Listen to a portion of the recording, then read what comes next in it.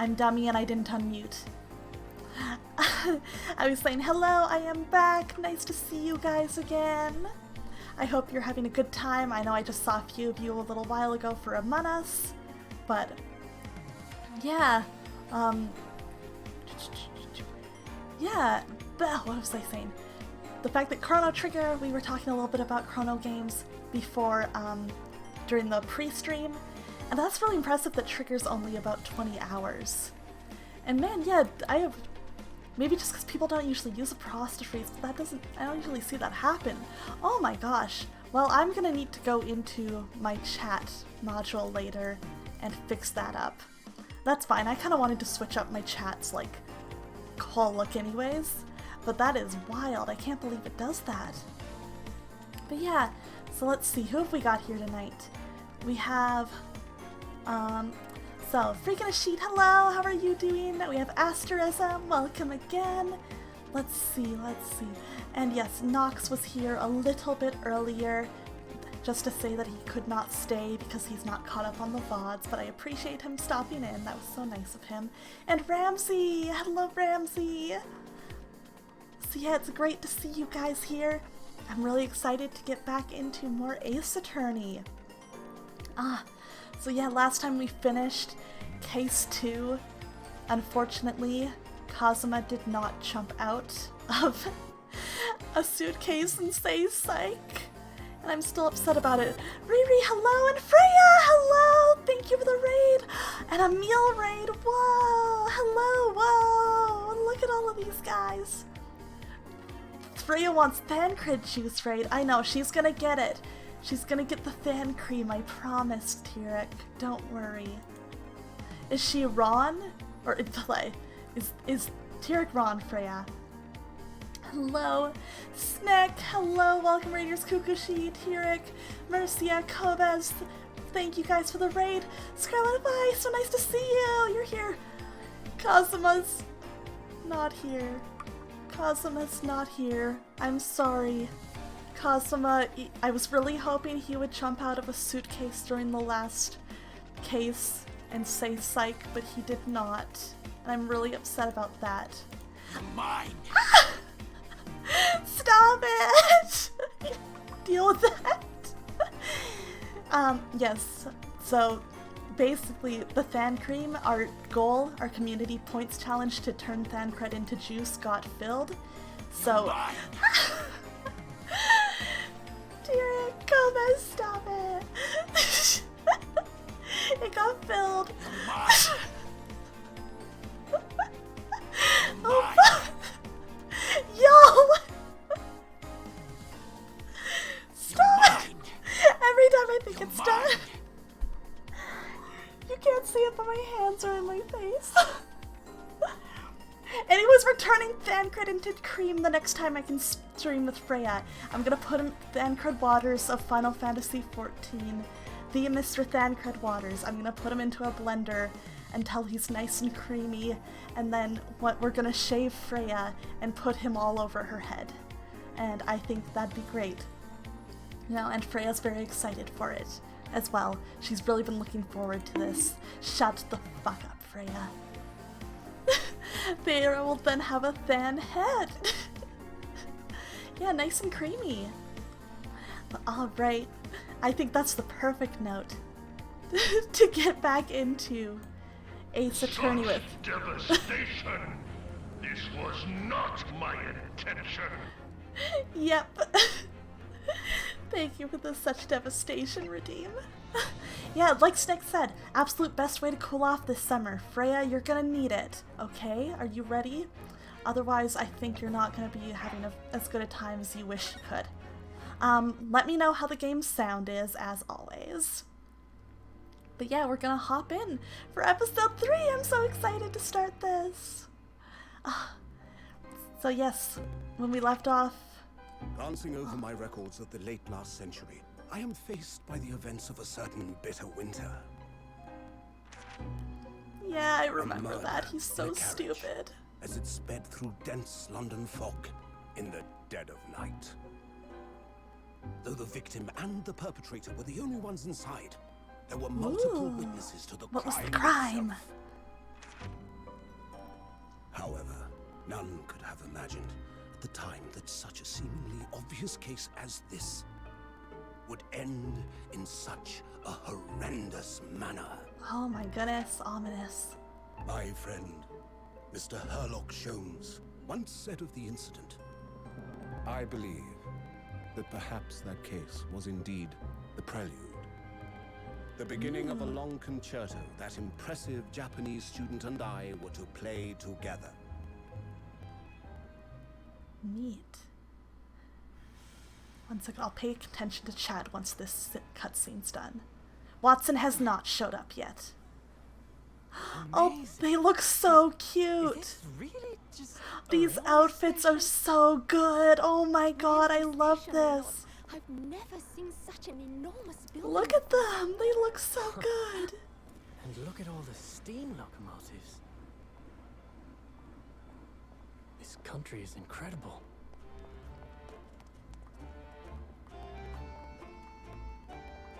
Wow.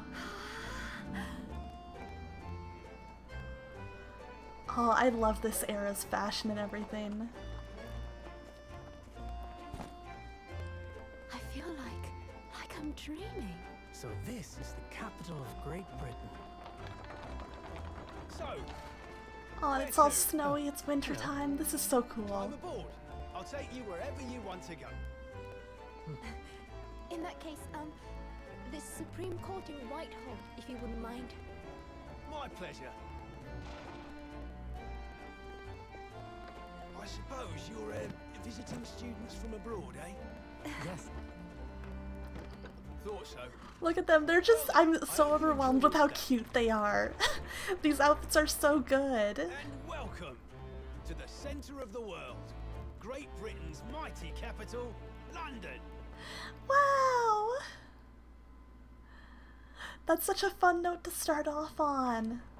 Ooh, look at this. This is a cool environment. Birds! Oh my gosh. This is so cool. Okay, I'm gonna catch up on chat really quick before we get going, because I saw some cool facts being dropped there. But yeah, remember the Sholmes deduction about a snake moving through a vent with a snake charmer whistle and all? So that deduction was exactly the plot of The Adventures of the Speckled Band, the original story. That is so funny. And Susato's whole thing about "you dummy, that's not how snakes work" was basically shots fired at Conan Doyle for not knowing how snakes work. That's extremely funny.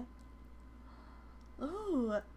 Yeah, I wish these were usable. Yeah, the soft colors are so good. Oh yeah, so definitely same era. In this cutscene, a bunch of shops in the background are named after Monty Python members. That's so great.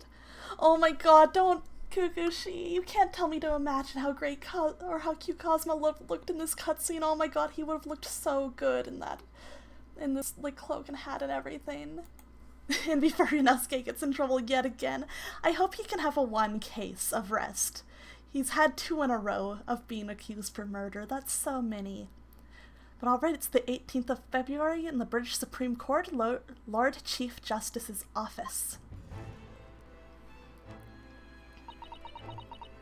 Oh, what an incredible place. It's so imposing. It's almost suffocating. This place is breathtaking. It looks like a fortress. Yeah, this is amazing. Yeah, Inosuke would have trouble in Among Us, that's true. There are some stone buildings like this in Japan now, of course. But they've only been built in the few short decades since we opened our borders to the outside world. An authentic example like this has quite a different impact, wouldn't you agree? A far cry from the wood and paper most of our buildings are constructed from. It's certainly unfamiliar. Wow. He's basically taking the girl's sidekick's job when it comes to getting accused for murders. Yeah, Inosuke's the new Maya. But I think there's more to the differences than just construction materials. I see Kukushi and Kobaz are sharing a brain cell tonight. What is this place again?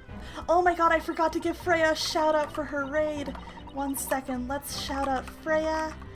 She is a good friend of mine. I know most of you know her, but she is another member of my VTuber circle Prismaria, and she's great. Definitely go check her out. I'll have a good night, Mercia. Good to see you. Thank you for dropping by. I know. I think, God, there was a lot happening, and then there were a lot of your minds. Unbelievable. No, I need to be more on top of my shoutouts. At least I remembered eventually. This is the Lord Chief Justice's office, Naruhodo-san, in the Supreme Court of Great Britain. The Lord Chief Justice. We had instructions to report here at this time if circumstances were different. We were supposed to let the Lord Chief Justice know that we had arrived from Japan. But Kazuma can't. No. So instead, we are here in a different capacity. As envoys, to report the news of Kazuma-sama's death. Wow, no, Freya, no! No! No fighting me in court, Freya. I'd win, though. Yes. And having delivered his or her message, an envoy's duty is done. So, we'd have to return to Japan. If we want to remain here in Great Britain, I have to take Kazuma's place as the law student selected for the study tour. Yes, which means you need the requisite qualifications as a lawyer, which is what I've been studying for. Here in Great Britain, it is the Lord Chief Justice who appoints lawyers. So that's the second reason why we're here, to have you officially recognized as a lawyer. It's the only way that we'll be able to remain here in London. I hope I'm up to scratch. Ah, good morning. Sorry for keeping you. Who is this? Show me. Oh, hello, sir. Oh, I trust you aren't too exhausted after your long voyage from Japan. It seems I'm 1 hour, 12 minutes, and 47 seconds late. My apologies. Oh, no, don't mention it. No, that's a long time to be late. We're never happier than when we're standing around with nothing much to do. Rinosuke, you shouldn't just say that. How fortunate. So, introductions. I am Maelstronheart, Lord Chief Justice of the British Empire. Ugh, and I feel like a little mouse under an elephant's foot. Come on, Mr. Naruhodo, don't be a mouse. Oh, yeah, Maelstronheart. It's funny. It's an honor to meet you, Lord Chief Justice Stronheart. I'm Rinosuke Naruhodo from the Empire of Japan. Well, Mr. Naruhodo, welcome to London, the capital of our glorious British Empire. Yes, thank you. Almost sad we never got his Japanese name. Heart Vortex? That's amazing, I love that. What a name. You hate that his last name is Naruhodo? I'm so glad. I'm so glad, Freya. I think it's so funny. So, what are your impressions of our capital so far? How do you like London? Don't gurr at him. Oh, help. I've been so nervous ever since I got here that I can't remember a single thing about the city. It's simply splendid, isn't it, Mr. Naruhodo? Oh? We had a wonderful view of some of London's streets from the carriage on the way here from the station. Everything is so impressive and grand. I must say I'm almost lost for words. I'm glad to hear you like it. The city boasts tramways, piped water and gas, even cables supplying electricity. So fancy. In fact, British are very punctual. I worked alongside a British brigadier general and I had to set up some video teleconferences for him. If the meeting was 11 AM, he wouldn't show up at 10:55 or 10:59. No, he'd walk into the conference room on the dot at 11 AM. Oh my gosh. See, I'd fit in with the British. I'm not running late. I'll be there right on time, you know? None of that be there 5 or 15 minutes before your shift nonsense. You schedule me for a time, I'm there when the time says. We spearhead every revolutionary new technology in the world. Every visitor to London is astounded. Oh yes, astounded is the word. Thanks for saving me there, Susato-san. and everyone seems so jolly and full of vigor. Yes, there's much excitement about the upcoming great exhibition we will be hosting here in London. Great exhibition? Cultural and technological achievements from around the globe are to be exhibited here in our great city. It will be the greatest spectacle of its kind in history, and will make Paris's World Fair look like a toy shop. Let's see. Yeah, Rue Street Fighter. And GP Phoenix Ricci. Yeah. Kukushi! Essie would be proud of that one, Kukushi. Gosh, I can hardly imagine how magnificent it's going to be. Great Britain's capital city is nothing but magnificent. London is the center of the modern world. Even if you do say so yourself. The sun will never set on our great empire. Perhaps it is fate that in these progressive times, we welcome visitors from the land of the rising sun. Nice, alright, I'm a law student, what's up? Can you make me a lawyer, please? Lord Chief Justice. I think you were expecting a student of law for the study tour, weren't you? Absolutely. A Mr. Kazuma Asugi, if my memory serves. That's right. The British government has already been telegraphed a full report on the situation. I understand the unman lost his life aboard the steamship bound for our shores. That's amazing. The news reached him before we even arrived. My country naturally extends its deepest condolences to yours. Oh, thank you. And you honored this appointment specifically to inform me of the news? Yes. Please give warrior badge, officer. Please. We are here in the capacity of envoys from Japan to report the sad news in person. They tell me you Japanese are a people of protocol and courtesy, and I see that it's true. And it is with some regret that I must inform you. But the death of the young lawyer means the study tour arrangement can no longer proceed. If you would just hear us out, Lord Strongheart. Thank you for the thirsty redeem, Riri. Let me take a little drink of my bubble tea.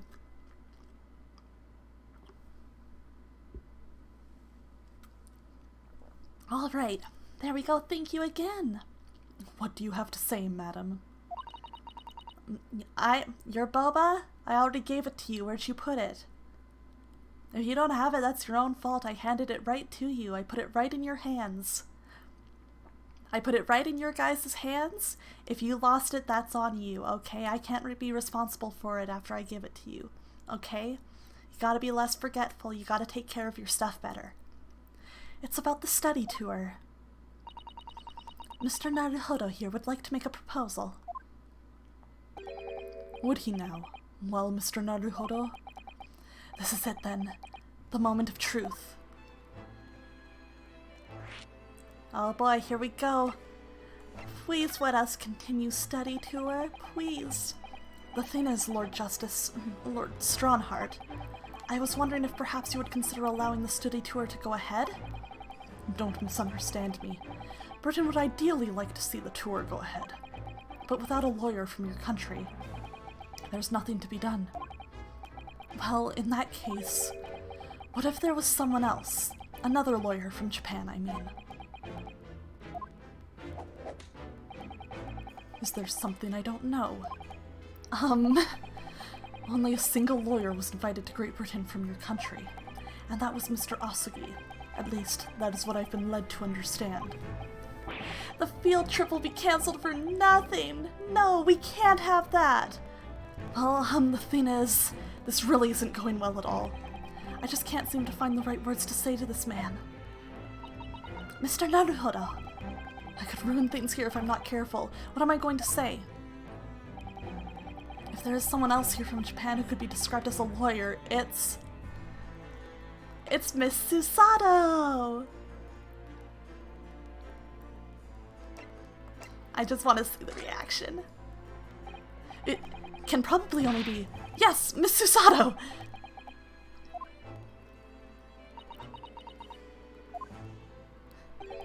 An unusual introduction. but I presume you mean this charming lady beside you. You're a lawyer, are you?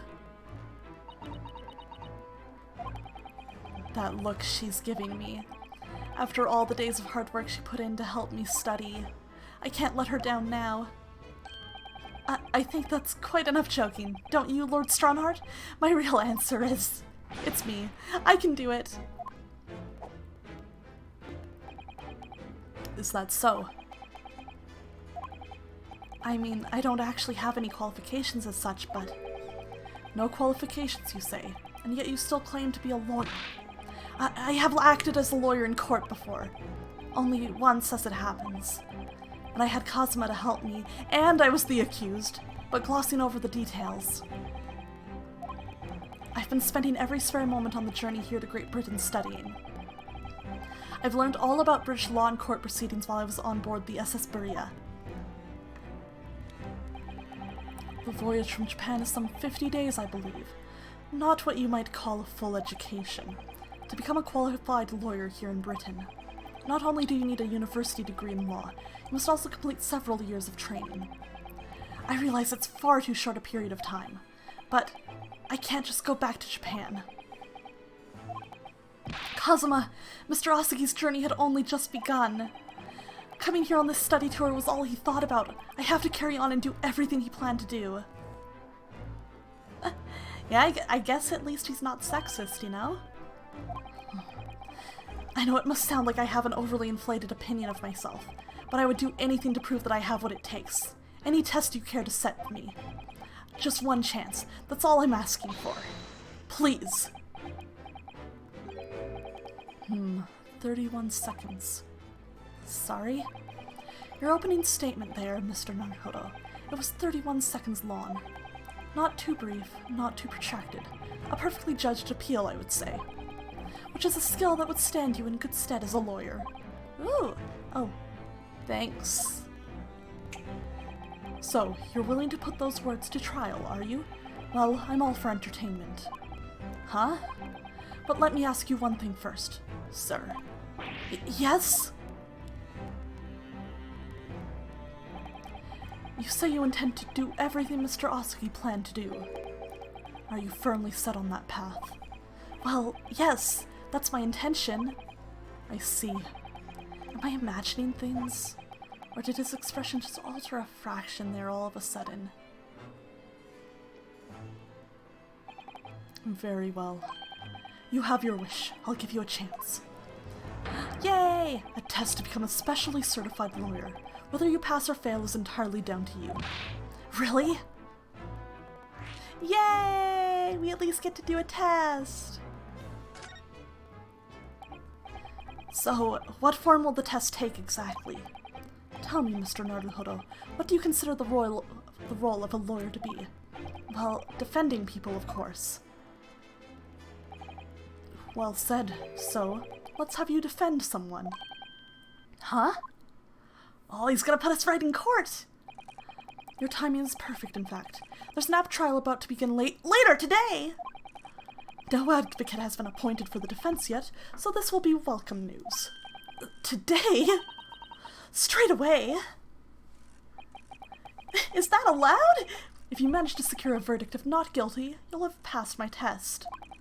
What could be simpler?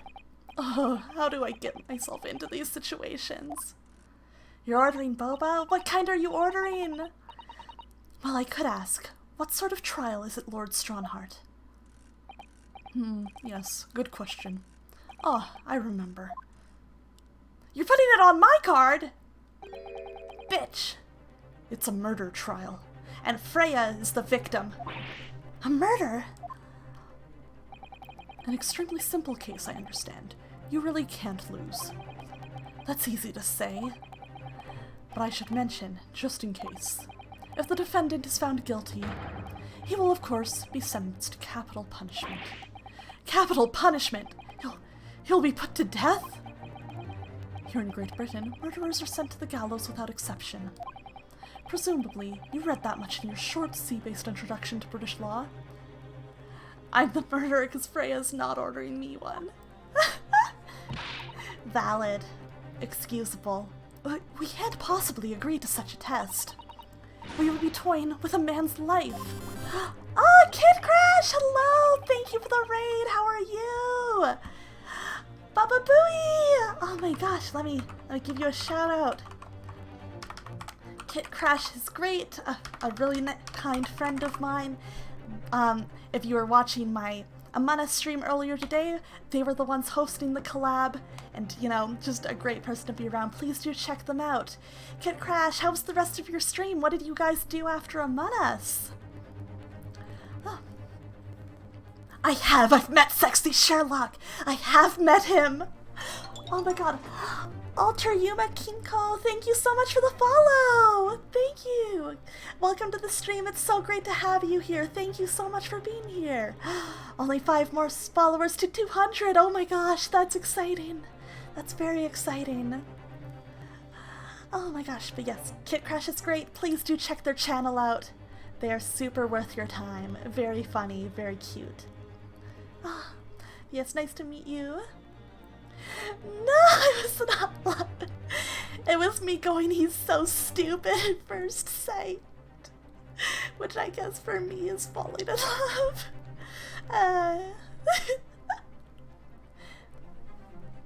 Yes, Code Realize also has a handsome Sholmes in it. He's very cool. Although I'm a big Lupin fan in Code Realize. Code Realize's Lupin is fantastic. Alright. I am the Lord Chief's Justice, and I've decided it's acceptable. Acceptable. But you can't do that, can you? There is no need to overcomplicate this. All you have to do is ensure that you don't lose. So the defendant may live or die depending on how well I perform in court. If I lose, he'll be hanged. Aw man, that's a lot of pressure. Mr. Naruhodo, you've come to me claiming to be a lawyer. If you want me to take you seriously, you need to prove you're willing to do a lawyer's job. And you say you intend to see through the will of your compatriot, Mr. Asugi. Kazuma, I would like to understand just how far you're willing to go in order to make that happen. He's testing my resolve. What's the matter? You've fallen silent. I'm sorry, but time is pressing. The trial begins shortly. I need an answer from you now. What's it to be? What do I say? Do I agree to this absurd test? We'll do it! Let's go. Let's fucking go. Alright then, if I have to give you a decision now, my answer is... I can't do it! I can't get the words out! Come on, Rinosuke! 15 seconds. Your decision-making needs work if you want to be a lawyer. That was too slow.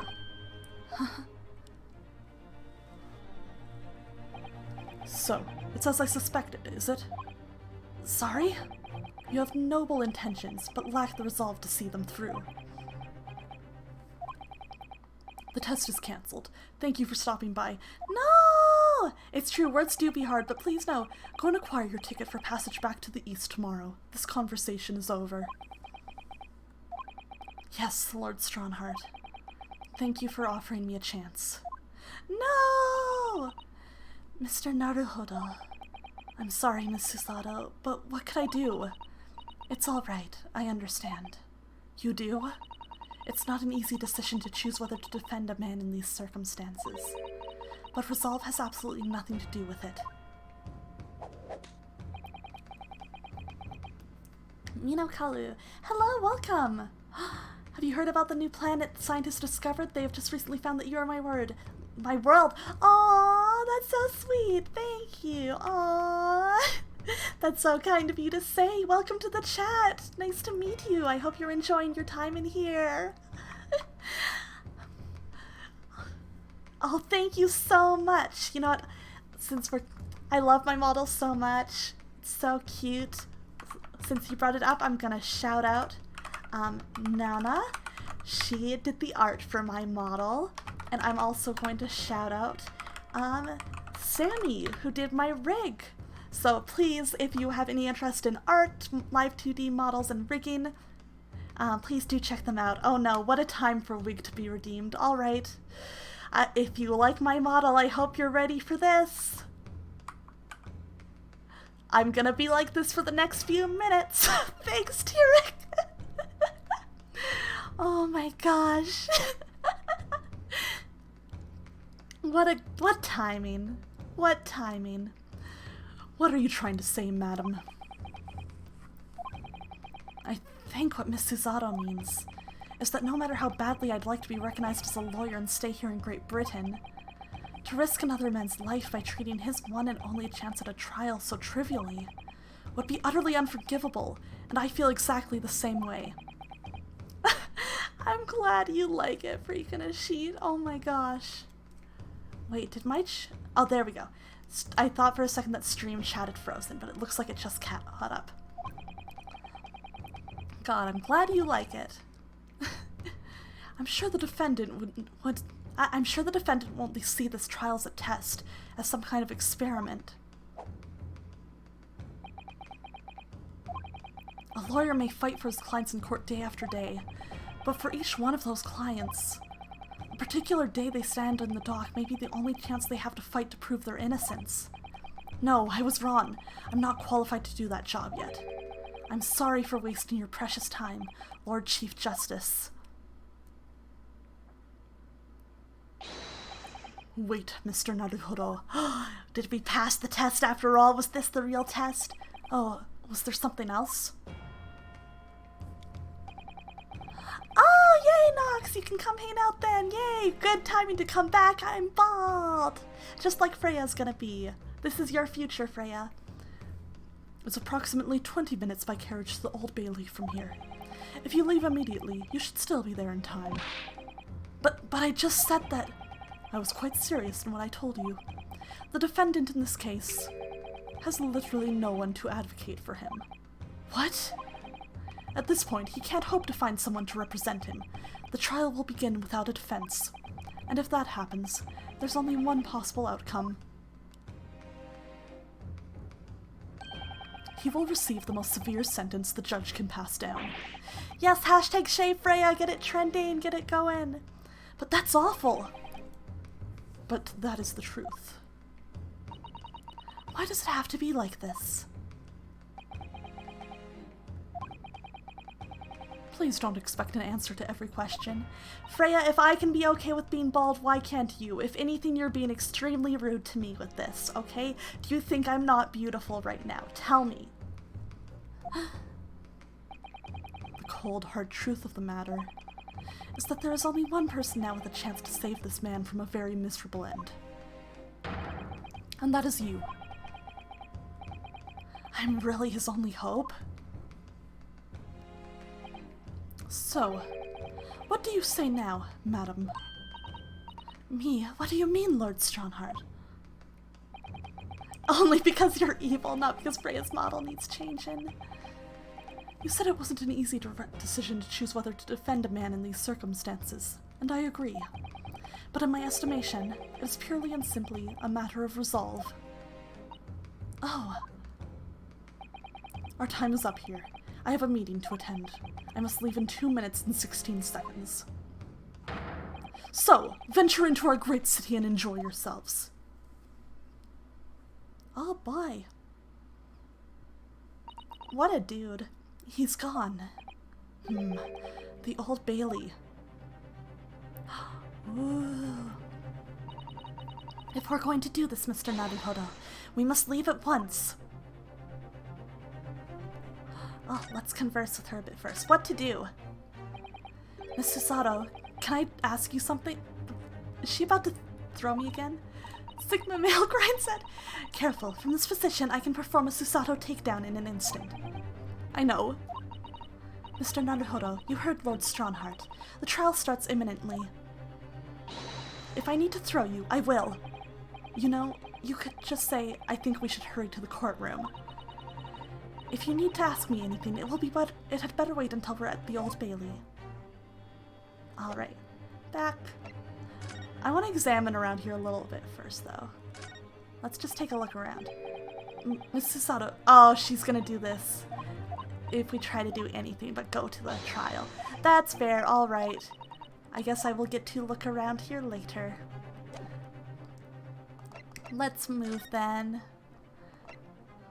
Let's see, London's highest criminal court with an illustrious past, the Old Bailey. This is where I'm to take my test and prove my worthiness as a lawyer. If we hurry and catch a cab, we may just make it to the courthouse on time. Yeet the boy, madam, please eat me not. Oh, and I think I can bring my wig back. We're good now. Yeah, no time for exploring. And can y'all believe that Freya didn't answer whether she thinks I'm beautiful when I'm bald? It's very telling of her. So the 18th of February, 9:45 a.m. at the Old Bailey Defendant's Antechamber. Oh, thank goodness. We're in time. There's still 15 minutes until the trial begins. You were talking a shit. About who? Thank you, Tirek. I appreciate that. That's the kind of support I need from people like Freya. I bet you were talking shit about me, weren't you? I'll fucking fight you, bitch. Do you think I'm beautiful bald? Do you? Tell me I'm beautiful right now. Tell me I'm beautiful right now. I'm waiting for it. Oh my god, all you want to do is fight? Oh, I'm gorgeous? Okay. I see then, that's fine. I'm feared by fish any time of the year? Good, perfect. Beauty. I never knew a horse-drawn carriage could go so fast. I thought my teeth were going to rattle loose.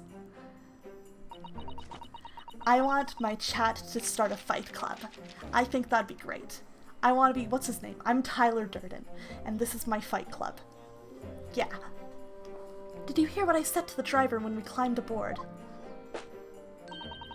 Get us to our destination in 5 minutes, driver, and there's a guinea in it for you. It's one of my favorite lines from Herlock Sholmes' stories, and it worked quite perfectly. I'm not sure why you're so pleased. I thought we were going to die, and we had to pay gold for the privilege. No, all good. Don't worry about the delay. Well, at least we arrived here before the trial started. Listen, but like, the rule is you don't talk about Fight Club outside of Fight Club. We're in Fight Club right now, so it's fine. Yes, I suppose there's that. Anyway, I don't understand it. The court clerk said the defendant should be here, but there's no sign of him at all. Where is he? So this is the Old Bailey. Even this room for defendants to wait in is grand. Are you alright, Mr. Naruhodo? I'm feeling tense, that's all.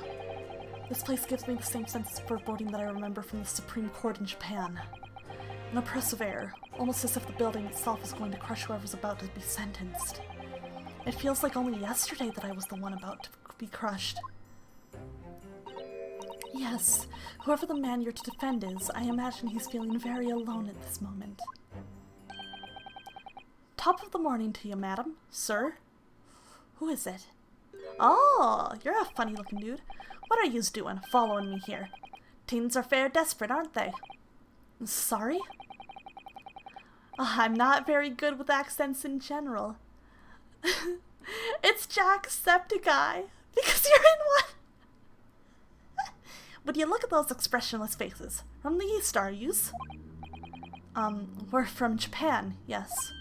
Ah, Japan, is it? Right, say no more. So, how much do yous need? No, we're just here because... No need to explain, fella. I've been there myself, so I have. No place to go, nothing to eat, barely a penny to your name, all while in a strange, faraway land. Well, actually, we haven't found a place to stay yet, no. 'Tis grand, 'tis grand. Let me start by giving yous 1,000 guineas. Say nothing now. 1,000 guineas? Please, Miss Susato, you don't have to shout. But 1,000 guineas is enough to build an entire mansion in the most prestigious area of Tokyo. What? Nothing to eat. 'Tis nothing to me at all.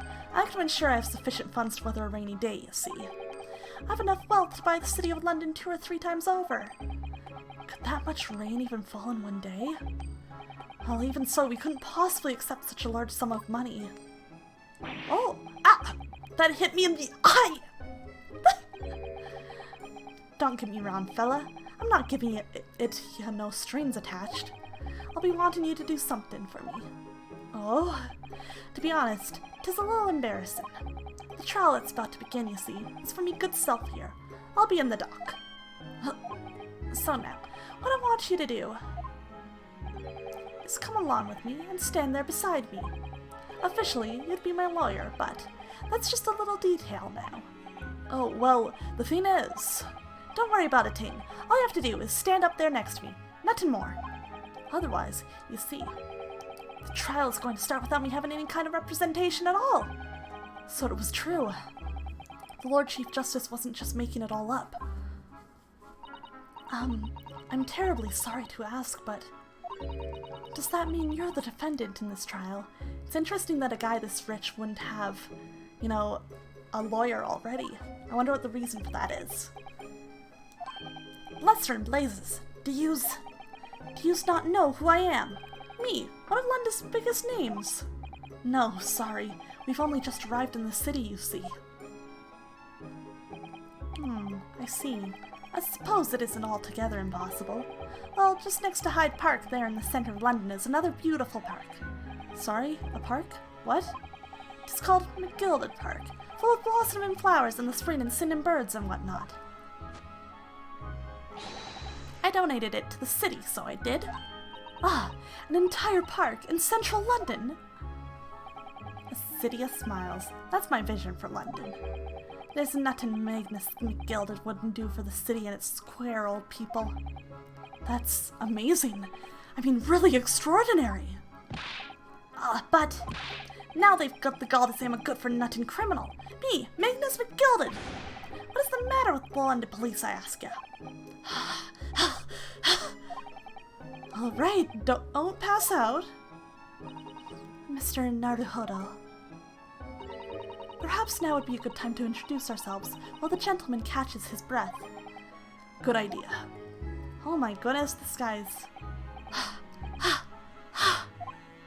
Mr. McGilded, the thing is, we're actually here in London to study British law. We're law students on a study tour from Japan, you see. So, if you don't have a lawyer for the trial yet, and you'd be happy to put yourself in our hands, we'll do our best. What was I after saying, you dafty shit? I've given you 1,000 guineas to stand up there next to me, haven't I? Well, yes, but I wasn't really offering to just stand up there next to you. Huh, I think I see what's going on here. Sorry? I know what you're thinking. This chancer of a fella claims to have more money than the Queen. But if that's true, why the blazes can't he hire the finest lawyer in all of England? I was wondering that. Because he did it. That's the only explanation. Well, it's not. I was just wondering, like, why? Not at all. Although it is a little strange, to be honest. Why you don't have a lawyer, I mean. He can't afford a lawyer after all his apes got funked. No, his apes! That would be the fault of the Reaper. Sorry, did he just say Reaper? Hi, the Grim Reaper of the Bailey, Lord Barak Van Zeeks. He's the prosecutor. The prosecutor is the Grim Reaper? Yeah, what is he hiding under the hat? I hope there's some big reveal with that. When Van Zeek stands for the prosecution, they call the accused his sacrificial lambs. And to this day, in every single trial in which he's been the prosecutor, oh, has he never lost? The accused has been damned. I'm under there! Whoa! What? So it's reached the desperate situation where there's no one willing to stand in defense against the fella at all. You could say he's a living legend of the Old Bailey. Goodness, Lord Barak Van Zeeks. He must be an exceptionally talented prosecutor then. I'm short enough! Yeah, just let me climb up and squish myself under that hat. I'll do a little dance under there for when he pulls it off. Talented isn't the word you're looking for, madam. It's cursed. Cursed? What on earth? The defendant is summoned, and his counsel. Please make your way into the courtroom. The trial's about to begin. Yeah, Freya would fit with tons of room to spare. Yeah, I would be doing the same dance as Grauha under there. We'd be together. His council, that would be me. Oh, 'tis time. Well then, fella, don't let me down. But I don't know anything about the case. You haven't told me what happened. Yeah, Freya, you're smaller than me. Until you show your face here. I'd made up me mind, so I had. Sorry? I decided I'd have to defend myself in there. How would that have worked? But then you made an appearance. A student of law, wouldn't you know? 'Tis no accident. I can assure you of that. 'Tis fate. So don't get cold feet now, please. No, Freya, you're... Okay, Freya, how tall are you? Give me a measurement. Share with the class. I literally know nothing about the case or about this man who stands accused. In fact, the only thing I do know... You're not... Don't lie. Don't be a little lying bitch, Freya. You're not 6'7". Oh, Riri, thank you for the thirsty redeem. No, don't lie, you're... Freya, you're a liar.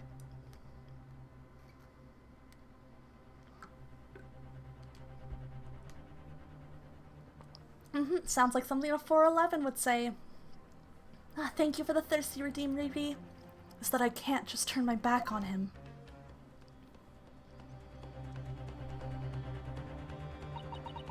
Mr. Naruhodo.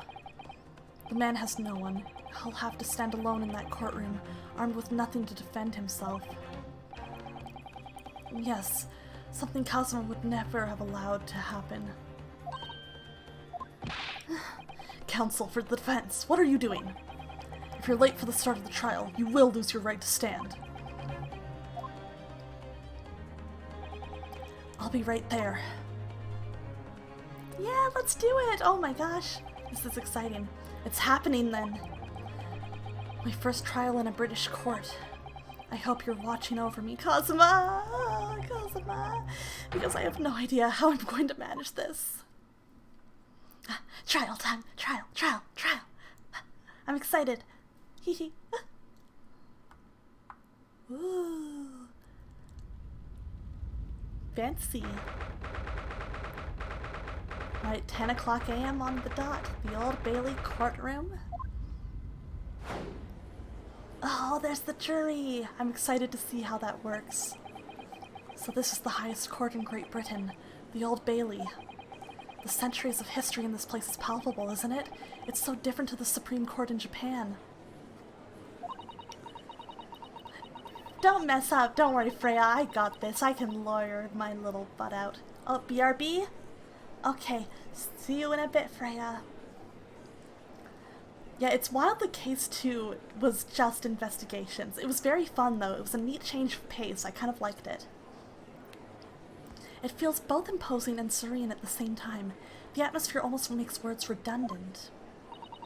Whatever the country, determining a person's guilt or innocence is always a solemn affair. May I say something, Mr. Naruhodo? That's... No, I'm not twerking. Oh god, that really is what it sounds like I was saying I was gonna do, huh? Oh god. Oh, yes, what? Oh no, he's nervous. Your eyes look ready to pop out of your head again. I know, but I just can't help it.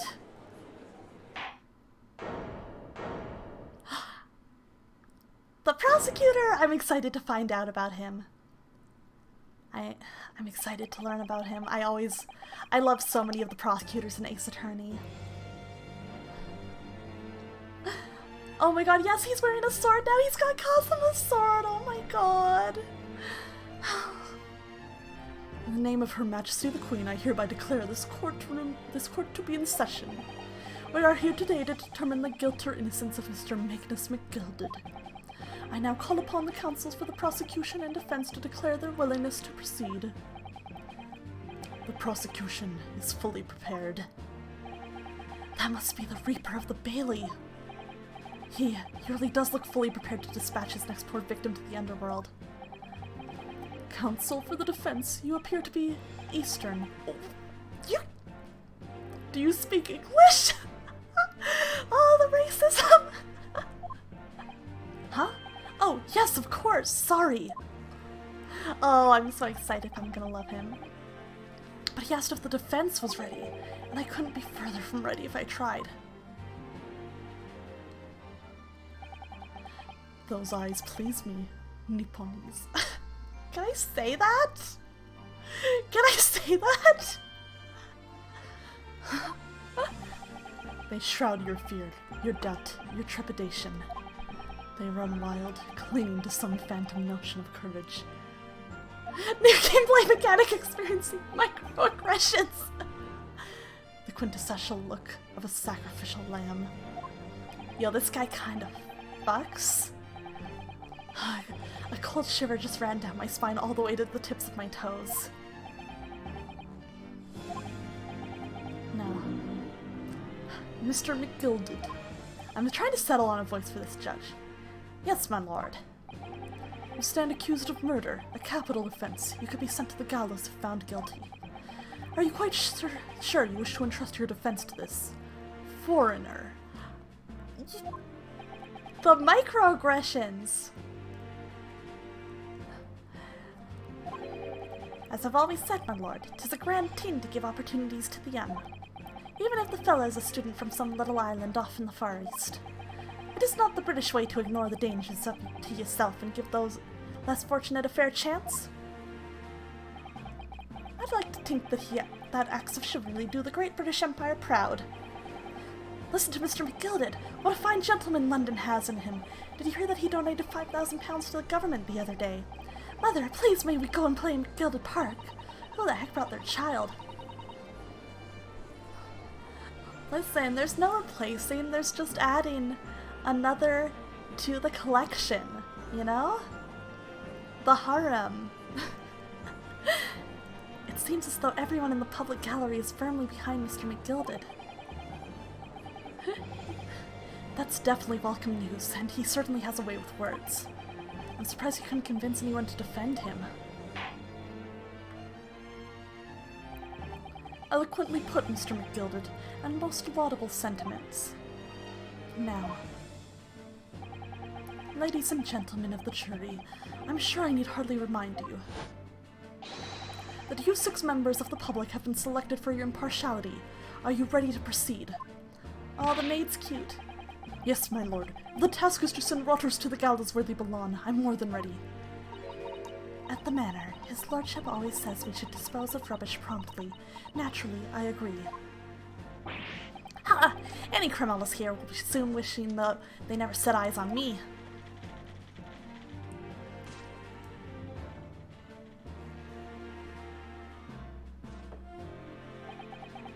I feel a chill.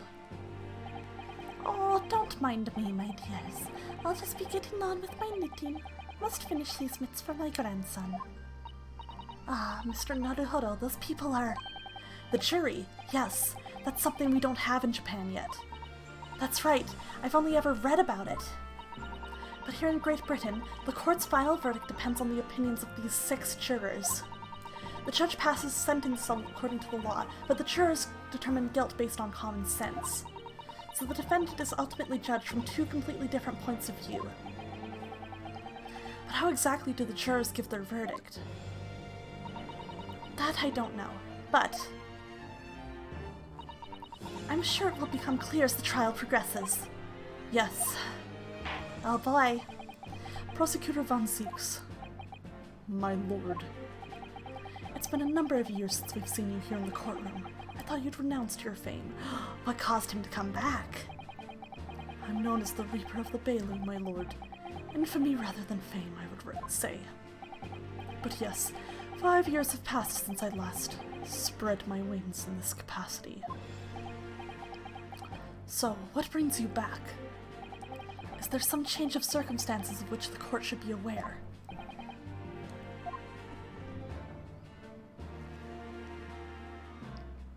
I leave that to your imagination, my lord. So the Reaper's been out of action for 5 years. Why did he have to choose today of all days to make a comeback?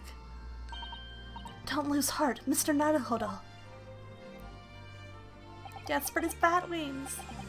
As you wish, sir. The court nevertheless welcomes your return. Now then, opening statements, I think. A summary of the case, if you please. Certainly, my lord. As your lordship is aware, this is a case of overwhelming simplicity. We must be the only ones in here who aren't aware. The incident took place in the late evening, 3 days past. The hour was some minutes after 10.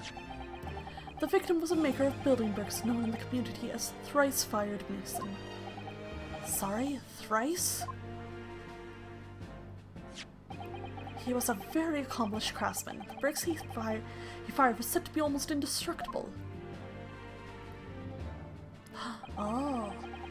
The victim's corpse was discovered in an omnibus in service in the streets of London at the time. A dagger that had been thrust into the victim's abdomen is believed to be the ultimate cause of death. Here's the autopsy report from the investigating medical officer at Scotland Yard. Thank you, Counsel. I shall accept that and photograph as evidence.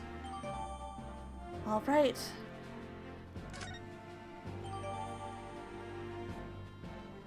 Nice, we got some evidence.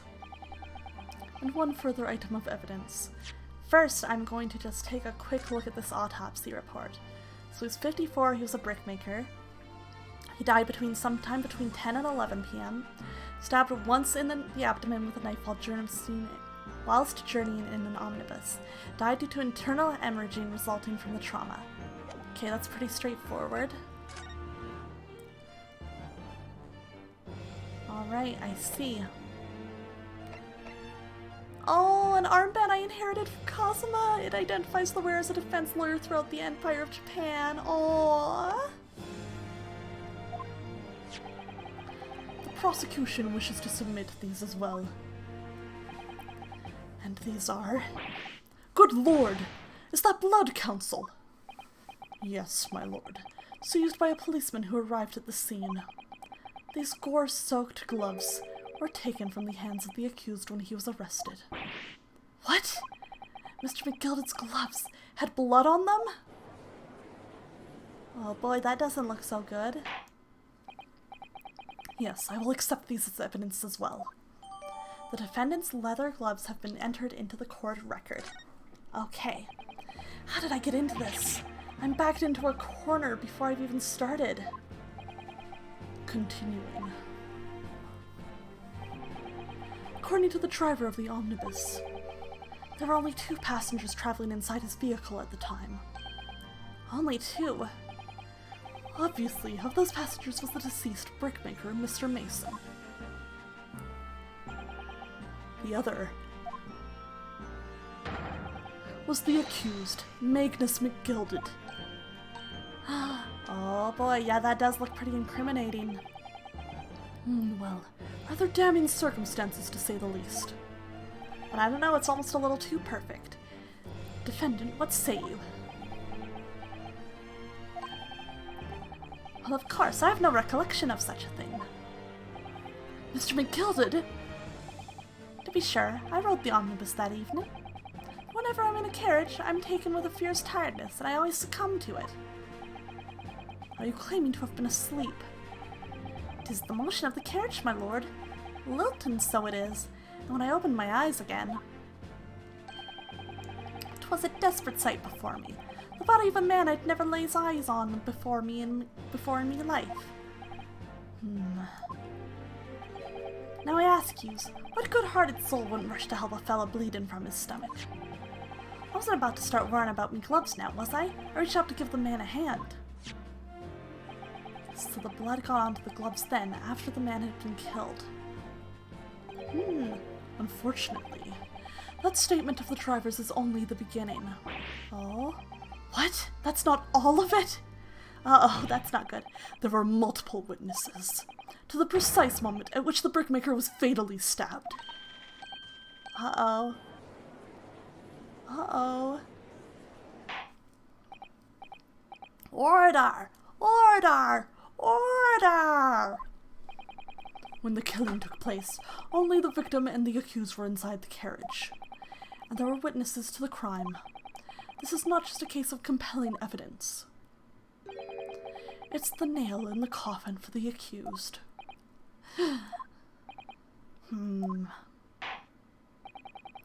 Thank you, Counsel. The circumstances of the crime have been made quite clear. I think we will hear testimony from these witnesses first of all. Your wish is my command.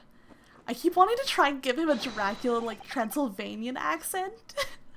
I'm not trying to, but I feel like keeping on trying to slip out. Bailiff, bring the witnesses in at once.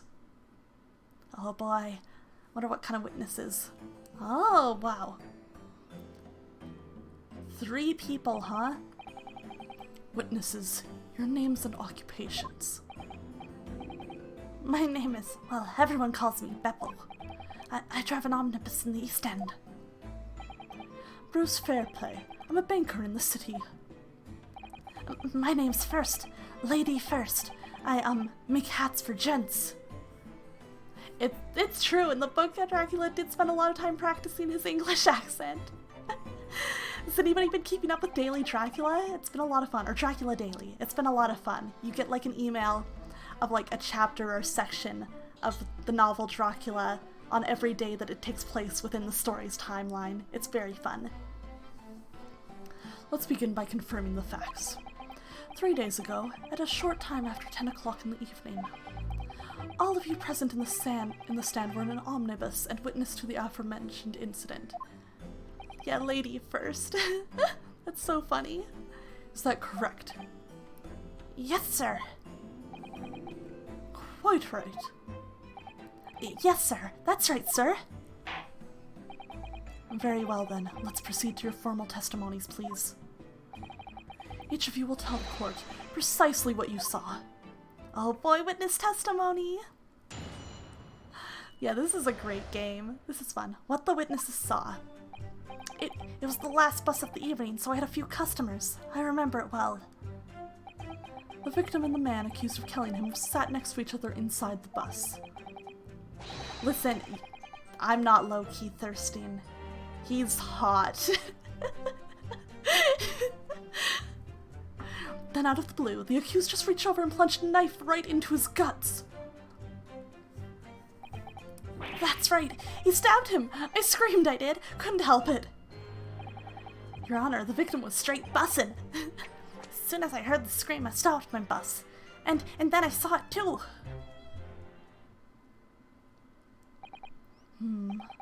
Unambiguous testimony, I must say. Exactly, my lord. These men witnessed the incident in the omnibus with their own eyes. I'd like to ask a question, if I may. Yes, counsel? Well, this testimony makes absolutely no sense to me whatsoever. Why not? Well, the incident took place inside a moving carriage, didn't it? As has been clearly stated from the outset, yes. Well, in that case, how could those 2 witnesses possibly have seen what happened? There's no way they could have seen the inside of the moving carriage. Uh-oh, did we say something dumb? Are they gonna be racist? Because we didn't know something that's obvious to them? How quaint. I'd read that civilization in the Eastern Island nations was a good century behind our own. But you're here in London yourself. Are you really so ignorant about our omnibuses? Ooh, huh? Tell me, my Nipponese friend. Have you even traveled in an omnibus? Well, no. He's right, he's kinda sexy. New gameplay mechanic, experiencing microaggressions. God. We, only arrived at London this morning. No matter. I've arranged for us all to see for ourselves the actual scene of the crime, that is. What do you mean? The actual scene? How? The carriage is designed to be moved, after all. Presumably you understand that much? Yes. The omnibus in which this bloody crime took place is here today in this very building. Here? What? The entire carriage? Bailiff. Bring forth the stricken omnibus. Freya, just wait until we get to hear a voice line from him, because I do at least know one thing about his voice actor. So that's an omnibus. The omnibus. Please look at the back of it as soon as you can. Okay, I will. I can't believe they could bring something so enormous in here. Great Britain's courtrooms are amazing. As you can see, the omnibus is pulled by 2 horses and can carry up to 8 passengers. 4 passengers seated inside the enclosed cabin and another 4 on the rooftop decked above. Every Londoner knows that the best views of the city's architecture and sights are to be had from the top of an omnibus. And I should point out to our foreign guests, there's a skylight in the roof, allowing a view of the interior from the seats above. I don't know, it's still kind of weird. You're telling me they just happened to look through the skylight at the exact moment of the murder? That's an insane coincidence. What are the odds of that happening? Oh, a skylight. Oh! The penny drops at last, I see. These 2 gentlemen were occupying the rooftop seats on this omnibus when the murder took place. There's also a gallery in the menu that has a few bonus lines from a few characters who's fully voiced, lines that are not voiced in the games themselves. Ooh, I'll have to check that out! That is how they came to witness the grim incident. Through the skylight. Ugh, that makes perfect sense. Well, Counsel, this is a first. In all my years behind the bench, I've never experienced the scene of the crime scene itself being brought into the courtroom. There are a number of important clues remaining inside the carriage, my lord. I would like to submit the omnibus itself as evidence. That is the prosecution's wish.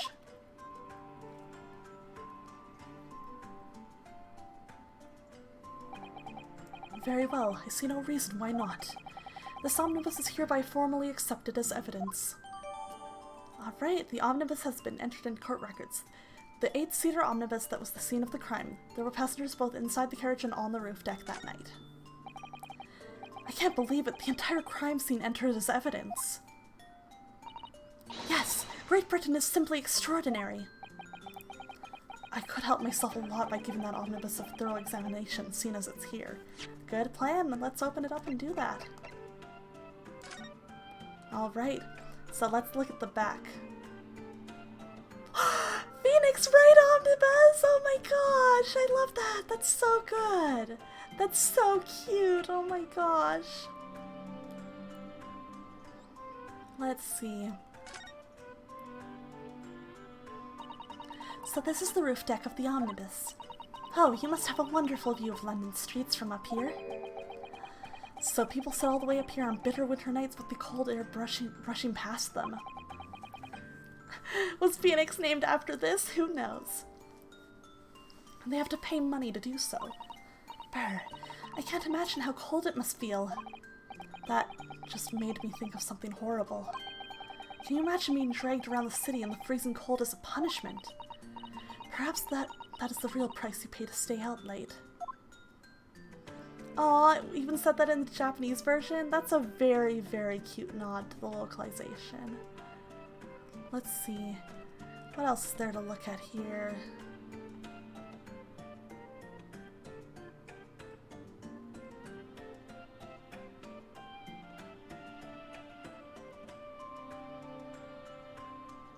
Aha. Let's look at the door and stuff. Well, let's open the door and go inside, shall we? Ugh, the scene of a murder. It's horrible. Alright. Well, obviously this is worth looking at. Let's check out this blood stain. That's blood that's soaked into the seat. The victim's, obviously. Yes, and that seat would be clearly visible from the roof deck. Would you really stab somebody in full view of the other passengers like that, I wonder? Well, it was after dark. And there was a lamp on in here, so perhaps the culprit couldn't see anything outside through the skylight. Whichever way you look at it, it doesn't seem like it was a planned attack. What's this notice? Ah, that's a poster for the Great Exhibition that's due to start 6 months from now. There's a lot of focus being drawn to the Crystal Tower, the centerpiece of the whole exposition. Oh, the Crystal Tower. It's under construction already, I believe. People all over London must be fizzing with excitement at the prospect of such a grand event. Let's see, what else can we look at here? Can we look at, yeah, the skylight from this side. It's quite a large skylight, isn't it? Yes, quite large enough to afford a good view into the cabin from the roof deck. And there doesn't appear to be a handle or catch of any description. So I suppose it can't be opened from inside the cabin at least. Graha's gonna be at the Grand Exhibition, yeah! Yeah, I know, right? When I first heard them talk about the Crystal Tower, I was like, oh, the Crystal Tower? Final Fantasy? Graha Tia? I was so excited about it. Ah, that's a poster for the Great Exhibition. Okay, same one. Sneeko Malice, thank you so much for the follow. Hello, welcome to the stream. I hope you're enjoying yourself here. It's nice to see you. Oh, what a cute emote. Welcome. How are you doing tonight? Nice to meet you. This seat looks reasonably soft, but it's actually rather hard when you sit on it.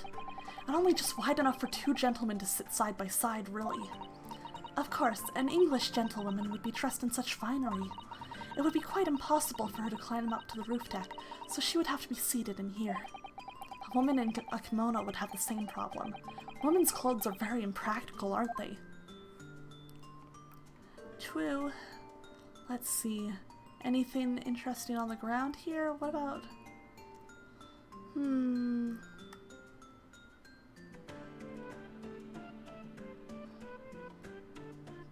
Alright, I don't think I see anything in particular else.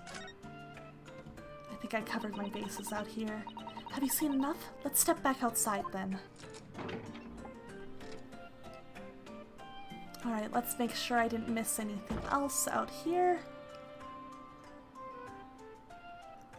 I don't think I did though, because yeah, this is just upstairs.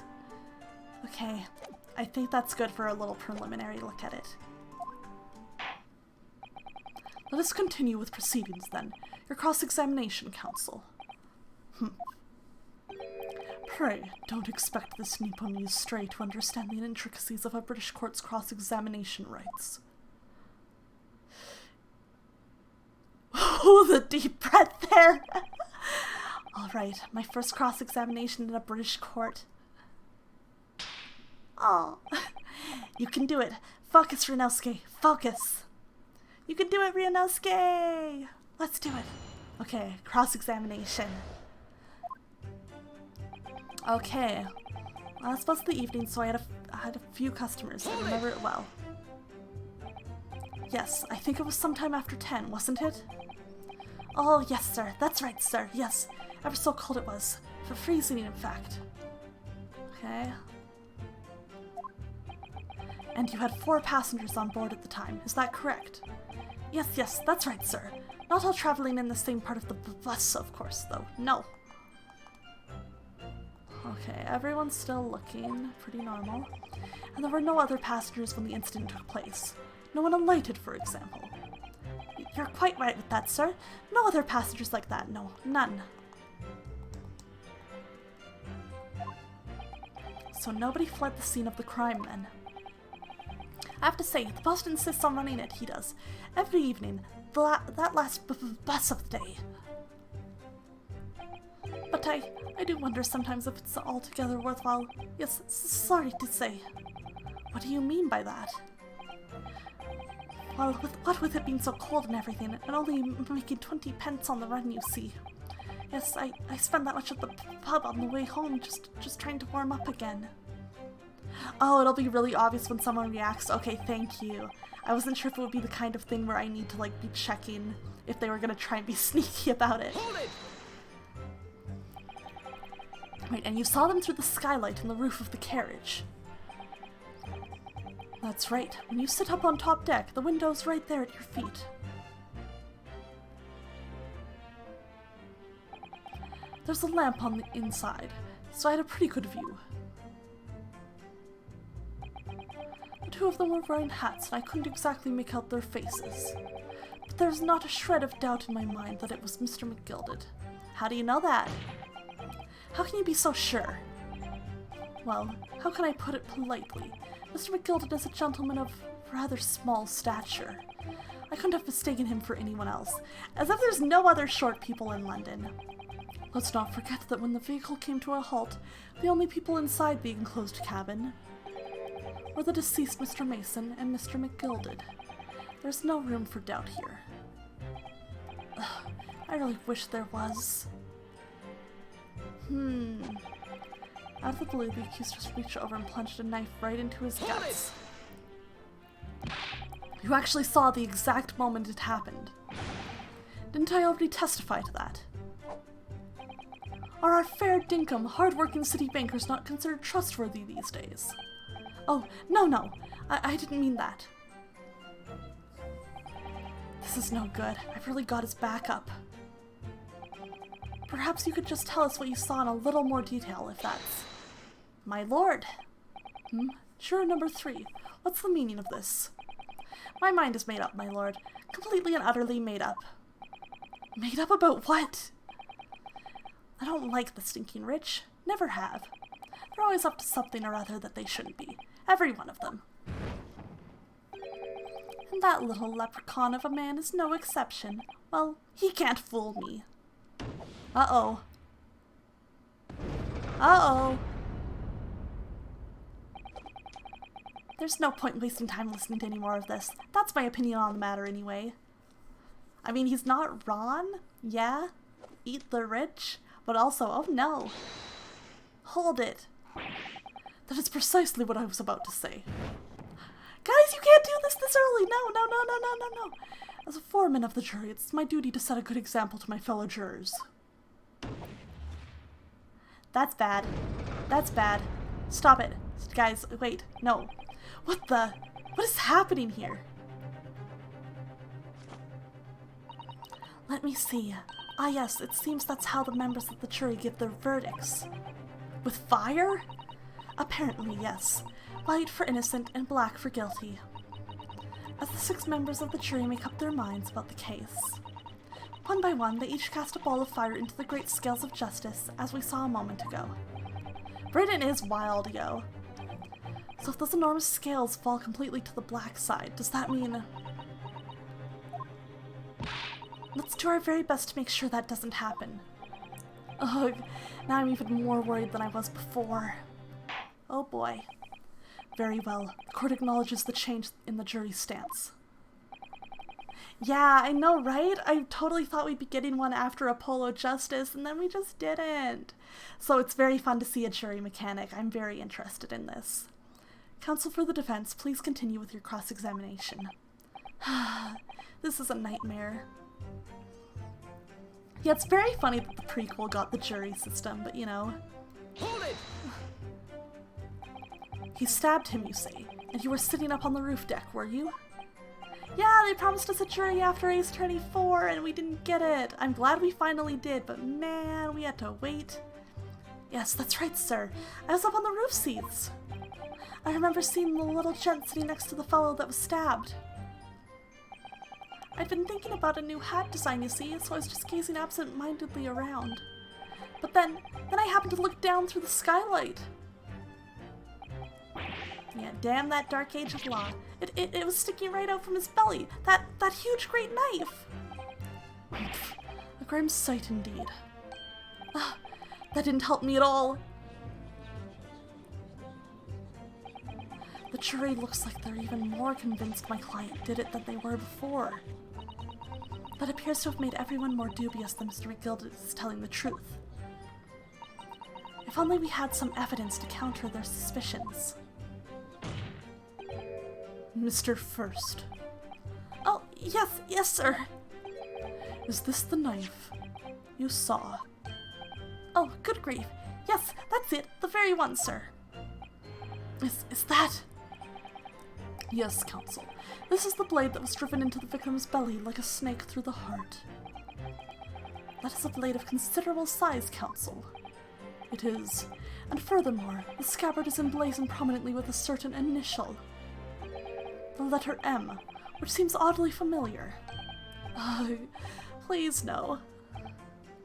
M for Magnus, perhaps, or McGilded, possibly. Take your pick. It seems this particular big name in London made a magnificent mistake. Objection! but there are M's everywhere. Like, Mine. Ramsey scared me. Oh my gosh. Thank you for the redeem. Oh, that really got me. Like, yes, like in Mason. Objection. There was his voice. Freya, are you here? Freya, are you here, bitch? Freya! God damn it, that bitch probably isn't here. Unbelievable. Unbelievable. Oh, you're here. Good. Yes! Did you hear his voice, Freya? It was only one word line, but you know who he shares a voice actor with? Yes! Oh my god! It's Justinian! He's here! Oh my god! He's here! Justinian! He's here! Your Subway sandwich maker, Justinian! I know, right? Of course Justinian plays this fucking guy! Of course! When I knew nothing about him before this other than that he's got the same voice actor as Justinian and like his design. But when I saw him talk, I was like, oh my god, of course. Of course. Oh my god, it's so funny. I'm so happy about it. Freya, are you happy? Is everyone as happy as I am right now? Yeah, I was gonna thirst over him no matter what for that. But it helps that he's hot. Oh my gosh. Yeah, Justinian would be a vampire. God. Justinian would also talk this dramatically, Mr. Fucking I will consume the eye ere it consumes me. Fuck you, what a... God, fuck that guy. God. Do y'all want to know what Freya was saying about Justinian last night?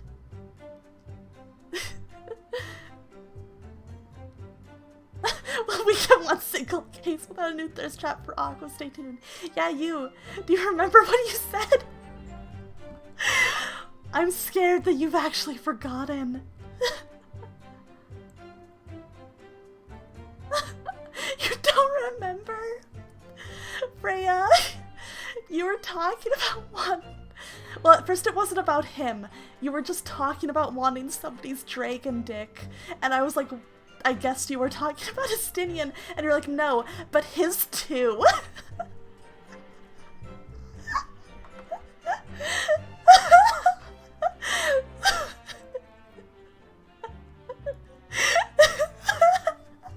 I'm sorry, Freya, I had to out you on stream. It was so funny.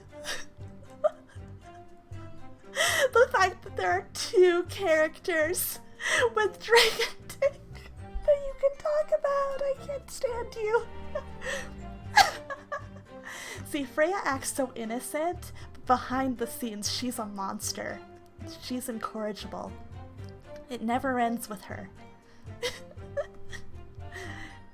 Is that better or worse than someone like me who just lets all the cringe be free out in the open? You guys get to decide. This blade is far too extravagant for a poor brickmaker to have owned. No, this weapon of murder almost certainly belongs to the accused. Ugh. Not conclusive, but certainly compelling, counsel. Yeah, sometimes you just need the Dragon D, right? Like, you know. Alright, a large-ish knife that was found lodged in the victim's abdomen. Its quality and fancy ornamentation suggest it must be quite valuable. My lord, if you'll forgive the interruption. Oh, juror number 2, go on. Mr. McGilded is a pillar of society and a gentleman's word should be sacrosanct. However, those of us in service know we must accept hard truths. Wait, what are you about to do? Dispose of the rubbish. Oh, y'all, you gotta calm down and hear out the facts more. No! I don't wish to cause offense, but I do like to eradicate all traces of filth and grime.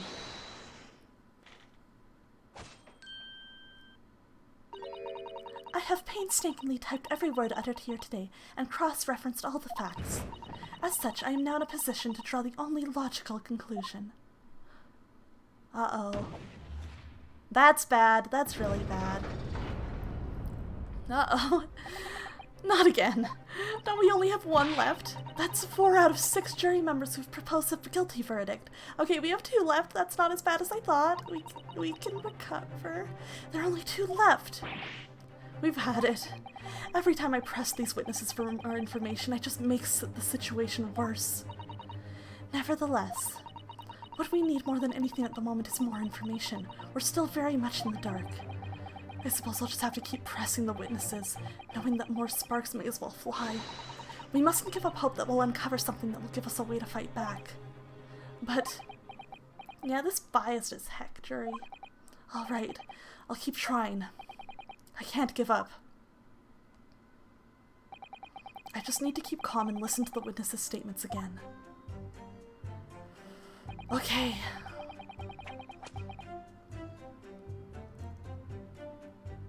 Okay. You're mine! Ah! Oh my gosh. Did I press this one? No. What exactly did you see? Oh, well, sir, that would be the passenger, sir. Yes, collapsed on the floor he was. Oh? And by the passenger, obviously you're referring to the victim, Mr. Mason, the brickmaker. And the other passenger had that knife in his hand, like this. By the other passenger, obviously you're referring to the accused, Mr. Magnus McGilded. And he plunged down like this, stabbing the other passenger in the belly. What? Okay, but he said on the ground, right? My lord, I wish to speak. Yes, juror number 5, do I take it you too? As the master of the London Guild of Coachmen, the idea of a murder being committed in one of the city's carriages is utterly abhorrent to me. It wouldn't be right to make a decision before hearing all the facts, though, I said to myself. But I've heard enough now.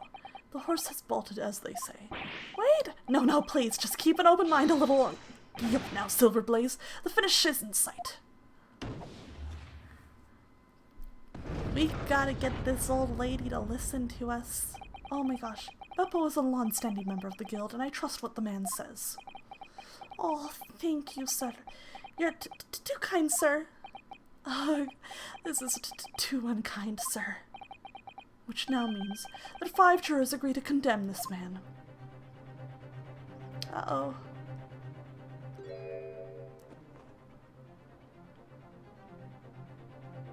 Uh-oh. Madam Juror number 6. Yes, dear. What can I do for you? You have heard the testimonies of the witnesses in the stand. Oh, yes. I certainly have. Still got my hearing, you know. Then, pray tell, why are you yet to pronounce your leaning? Oh dear, the thing is, I'm a creature of habit, me. I always go to the park at around this time of day and sit on a nice bench and get on with my knitting. There's a lovely little park just near where I live. McGilded Park, it's called. The gentleman donated it to the city, you know, to put a smile on Londoners' faces, he said. I can't imagine such a fine young gentleman would have it in him to take another man's life. He is always doing wonderful things for the city. That's right, a man like that wouldn't stab someone, surely. Mother, may we go to McGilded Public Library later and borrow some more books? How many Londoners live with their heads in the clouds? Do you people not know? What kind of a man Magnus McGilded really is? What kind of a man is he? The philanthropist, Magnus McGilded, has enough wealth to purchase the entire city he claims to value so highly. But where did all that wealth come from? Your client is a Shylock, sir, and one of the very darkest of souls. What? Stone the crows! Yeah, Magnus McGilded sounds like the richest rich person name. It really does. McGilded lends money at extortionate rates of interest so his victims have no hope of repaying him. He's an Oiler for sure! Any Oilers in chat? Eh? Any Oilers in chat? When they default, he takes possession of everything they own. He is a vulture that preys on the weak. I've never heard any mention of that before. Your faculties haven't deserted you, I'm sure, madam. So has this thought not crossed your mind? Would a man wealthy enough to buy London in its entirety not have a carriage of his own? What possible reason could this man have had to make use of a public omnibus service? You're not saying that... The victim, a poor brickmaker, had next to nothing to his name save considerable financial liability. Travesty, hello, how are you? Welcome to the stream. Nice to see you. How are you doing tonight? It will come as no surprise that his creditor was the accused, Magnus McGilded. But let it also be known that the very day Mr. Mason was killed was the final repayment date for his debts. Good gracious! The brickmaker was destitute, he had lost his house, he had not a shilling with which to repay his debts. And in the end, this pitiful soul had the very last thing he owned taken from him, his life. Yeah, Travesty, do you think this man is sexy? By the merciless philanthropist pretender, Magnus McGilded. I don't believe it. If I might add something briefly. He's a 10, but he invented entirely new slurs just for the game. No! Miss Susato. You claimed that the victim had been lent money by Mr. McGilded. But where's the evidence to support your claim? You ordered boba? What kind of boba did you get, Freya? What flavor? Oh, he's pouring a glass of wine in court. Oh, it's fancy. Was he gonna swirl it around? Fancy? Oh, look at him. Pray forgive the discourtesy of filling my hallowed chalice in a court of law. Aha! There it is! Lord Von Zeke's hallowed chalice! Yeah, this man has swag for days! Brown sugar with matcha whip? Oh, that sounds so good, Freya. I'm jealous. How can this be considered acceptable? But I find myself in unexpectedly good humor. I had heard ladies from the Far East could show great courage, but I didn't expect to experience it myself. As judicial assistant to the defense, I am simply doing my job. What a pity that your display of courage is in vain. I had some brown sugar bubble tea. Metaphorically, Van Zeeks is drinking all the salty tears of his enemies. Wine. Update the name of the thirsty redeemed to hallowed chalice. Maybe that'll be for, like, not just a sip, but, like, chugging a drink. That'd be kind of funny. This is the debtor's ledger, which details all monies loaned by the accused. You will find the victim's name clearly recorded inside. Oh. Allow me to present this ledger as evidence. And pray forgive the discourtesy of raising my chalice and a toast to the enigmatic East at the same time. Okay. Go do your laundry, Freya. I hope it goes well. I hope it goes fast.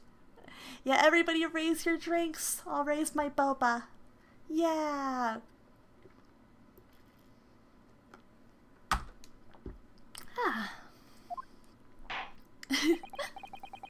Thank you for coming by, Freya. It was good to see you.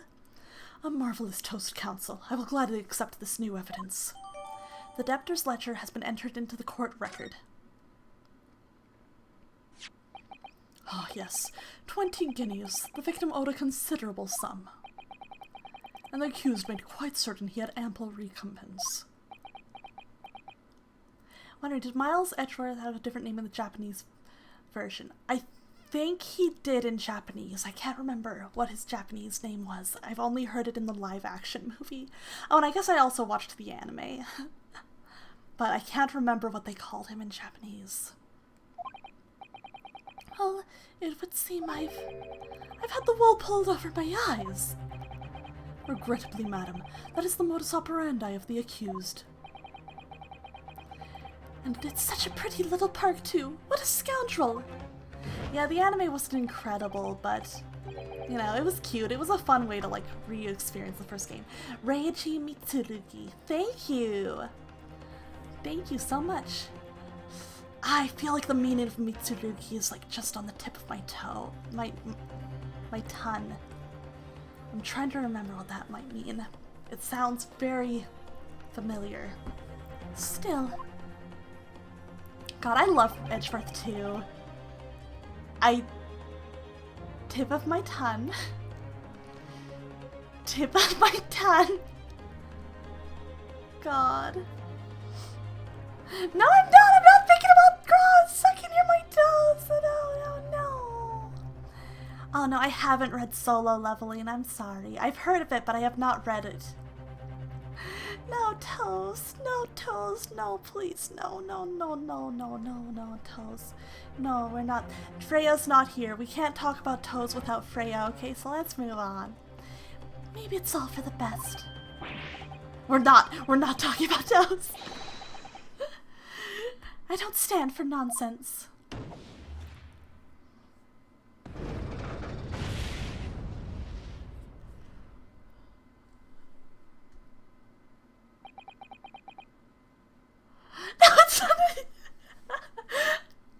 No, not the toe puns. That was it. The last juror's decision. How are we gonna get out of this one, Scoob? Uh-oh. I know, we didn't even get to, like, present anything. According to the Encyclopedia of British Law, when all members of the jury have concluded that the defendant is guilty, court proceedings are suspended, and the presiding judge will deliver the final verdict and sentence. That's what it says here. The final verdict. It's over then. Oh. There's a footnote, though. A footnote. However, the defense... All 6 members of the jury are now in agreement in the case.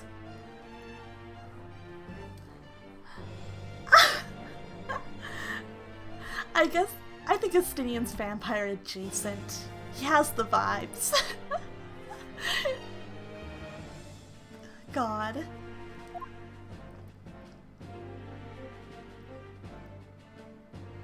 I can't believe you're all making toe puns in my chat now. What did I do to deserve this? How many of them to mention a footnote? Stop! Oh no, it doesn't end! Allow me to convey my respect for your swift and righteous decision. According to the laws of this country, I will now conclude the trial by delivering my final verdict. I trust there are no objections.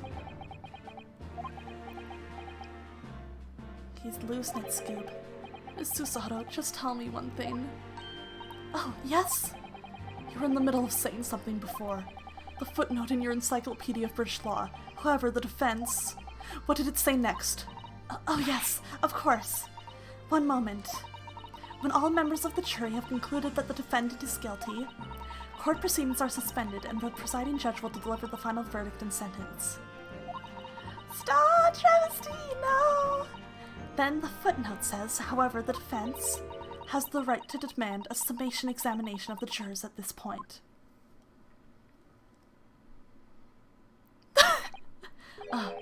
A summation examination. Objection! A summation examination. From what century has that tome you have there been resurrected? Judging from the binding, I would say that book is at least 50 years old. Any modern text on British law wouldn't even give such an antiquated procedure a mention. It's a relic, long forgotten and certainly no longer practiced, but I bet we can still do it.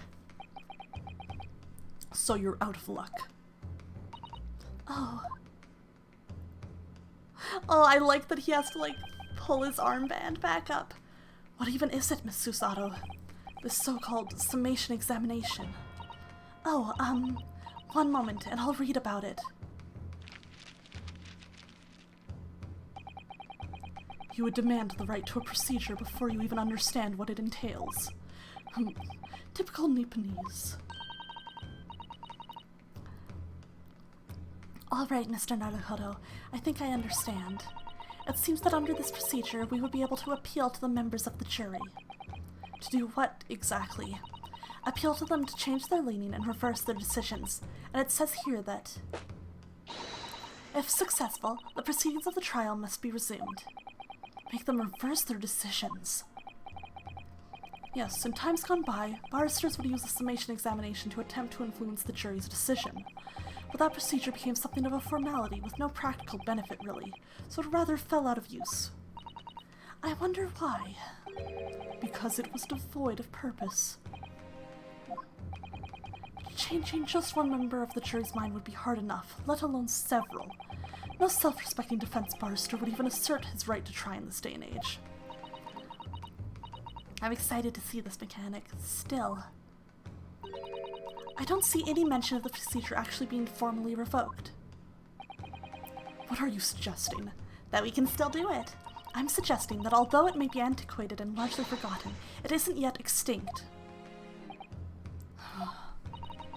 Would it be okay with you I add you to my auto-host list?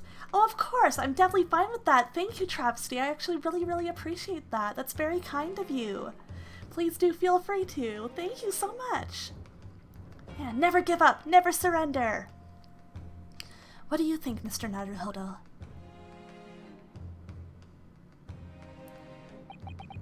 A summation examination. Our last possible option. Do we assert our right to carry it out or admit defeat? Assert our right. The defense wishes to assert its right to a summation examination, my lord. Objection! I can hear the Estinian in his voice. London is the capital city of the most powerful nation on earth. We have a duty to the world to exemplify the very highest standards of judicial procedure. Summation examinations are an embarrassment that should remain buried. Objection! But if it's our right, it's our right. I believe it could prove vital in this trial. The defense's petition is perfectly valid. No! Listen! No,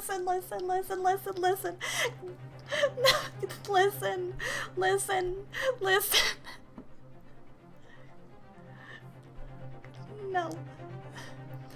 The court will proceed with the summation examination. This is madness. Foreman, are you and the remainder of the jury ready? Huh? Well, I'm not, There's no mention of this in the letter I received, you see, so... Taking this child on! All members of the jury will be asked to explain on what grounds they've reached their decision. On what grounds? You must all justify your decisions and explain why you believe the defendant to be guilty. Oh, my lord, you're rather putting us on the spot. This is most irregular. No mention was made of this before. I don't really hold with all this justifying lark. That seems to have thrown the jurors off. It seems none of them have experienced this before. Alright then, the summation examination. Ah! Ah! Oh my gosh, it scares me every time. Oh my gosh. Thanks for the redeemed travesty. A defense procedure no practicing lawyer has attempted for years, is it? Well, just maybe.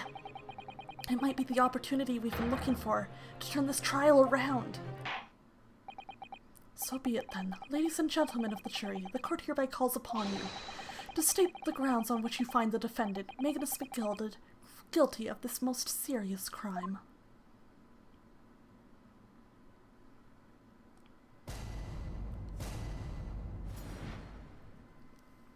Right, the jurors' contentions. There was no one else inside the carriage at the time, so it has to have been him. I trust the driver. He has an excellent memory, it seems. 4 passengers with fares totaling 20 pence. He stuck the chap next to him just like this. Brazen, I must say. Absolutely brazen. I have simply typed and collated all the statements made thus far and drawn the logical conclusion. You can trust the guild. Fair fares is our motto. We haven't raised prices above 4p for years. The scoundrel stabbing that poor man on the floor at Baker's Belief. Oh, thank you for the thirsty redeem, Riri.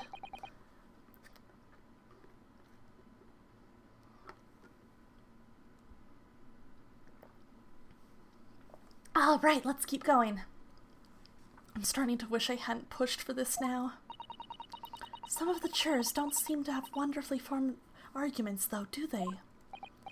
Well, let's see what we can do. We need to get these 6 people to change their minds. I'll have to throw everything I can at them, and use some very persuasive language. Just a moment, Mr. Naruhodo. No! Godfrey! No! No! According to my book, that's not quite how it works. Oh? I thought I was going to have to thaw their icy minds with some heartwarming rhetoric about the defendant. Unfortunately, once the jurors have decided the defendant is guilty, they're unlikely to heed anything the defense says. But then... They've reached their conclusions by their own reasoning, you see. Your pleas will sound like excuses. In fact, it could recoil on you. The more you try to persuade them, the more entrenched they may become. Now what on earth am I supposed to do? Oh dear, I'm just citing what I've read about British law, Mr. Naruhodo. Right, I'm sorry. Do you have any idea how to make this work then? Well, from what I can understand. The key to this procedure is using the jurors' own words to make your arguments. What do you mean? Well, the 6 members of the jury are randomly selected members of the public. They may appear to present a united front, but the truth is, they are complete strangers who just happen to find themselves here in the courtroom together.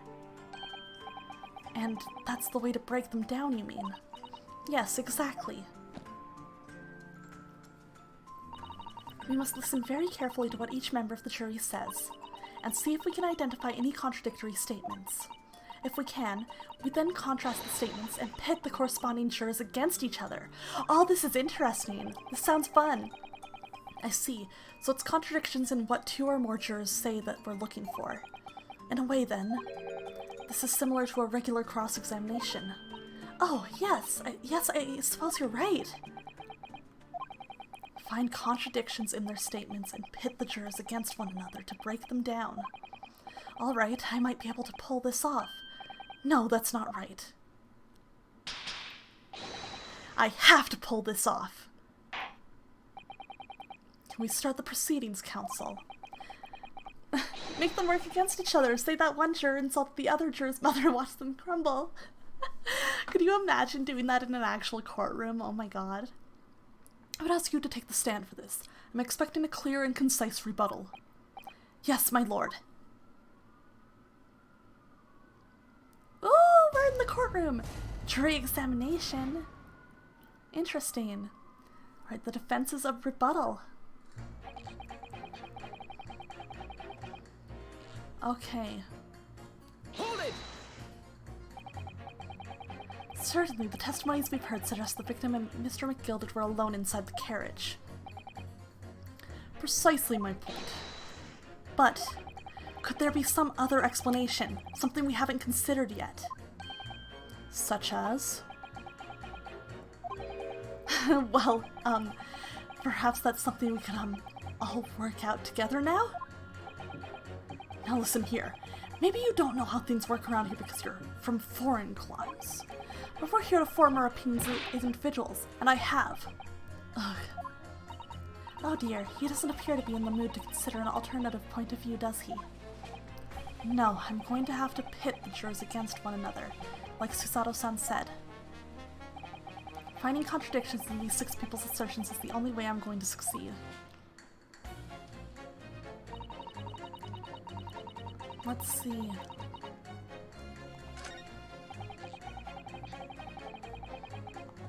Let me take a look.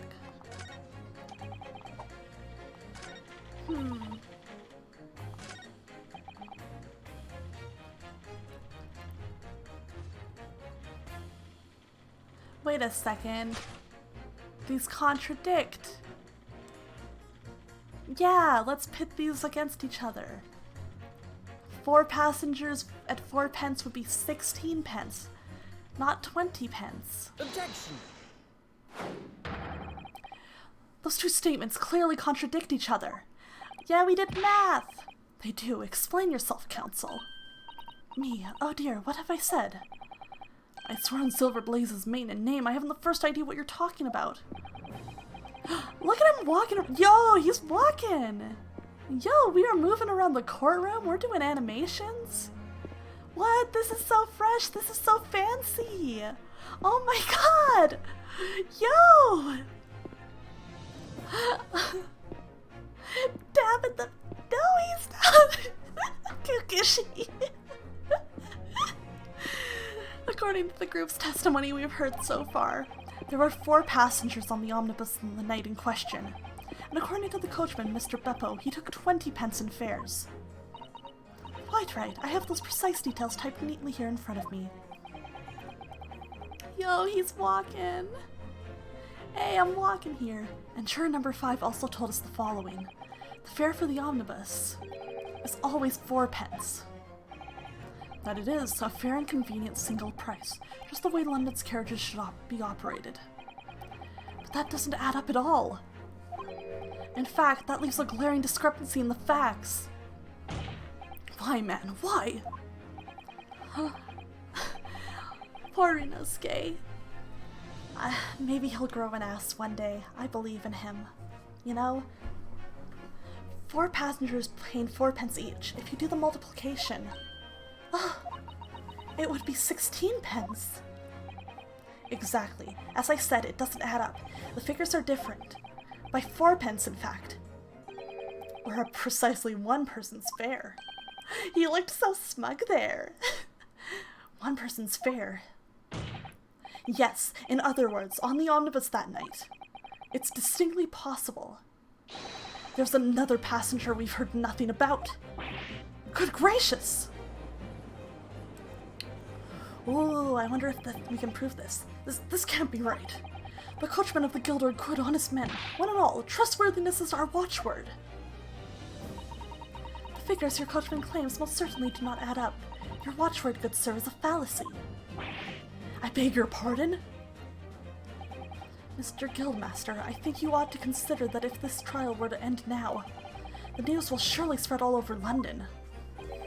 The news that one of your coachmen tried to hide the fact that he let nefarious characters ride his omnibus.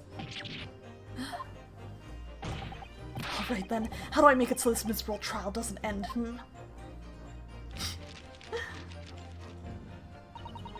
Well, according to my book here, you simply launch a ball of fire onto the innocent side of the set of scales. Now hold your horses there, coachman. We were all in agreement. Why do you have to go and... Wait until I get my hands on you, Beppo! Oh god, I think we just ended Beppo's fucking life. Goodbye, Beppo. He's gonna be fucking dead after this trial. Oh, this is all very irritating. Begging your pardon, sir. I'm going to do the same. Yeah! Yay! For the love of Mike, not you as well! A penny can be the difference between a smile and a tear, after all. I certainly can't put my trust in someone who doesn't follow my exacting standards in financial matters. Oh, really? I, for one, think it's only proper that we hear from the witnesses again. Oh, well done, Mr. Naruhodo, you did it! If we can manage to change 2 more jurors' minds, we can force the trial to continue. 2 more. Actually, there is something else that's bothering me about a couple of their assertions. That's where you must strike next. So I need to pit 2 more jurors against each other and show there's another contradiction in their assertions. Exactly. You can do it. Is she reading our mind?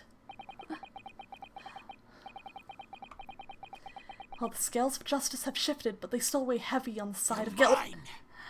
Oh my god, you guys! Scaring me every time. Is that Graha here telling me not to stop being so distracted by the other men in this game? Counsel, you have the floor again. Continue with your summation examination. Okay.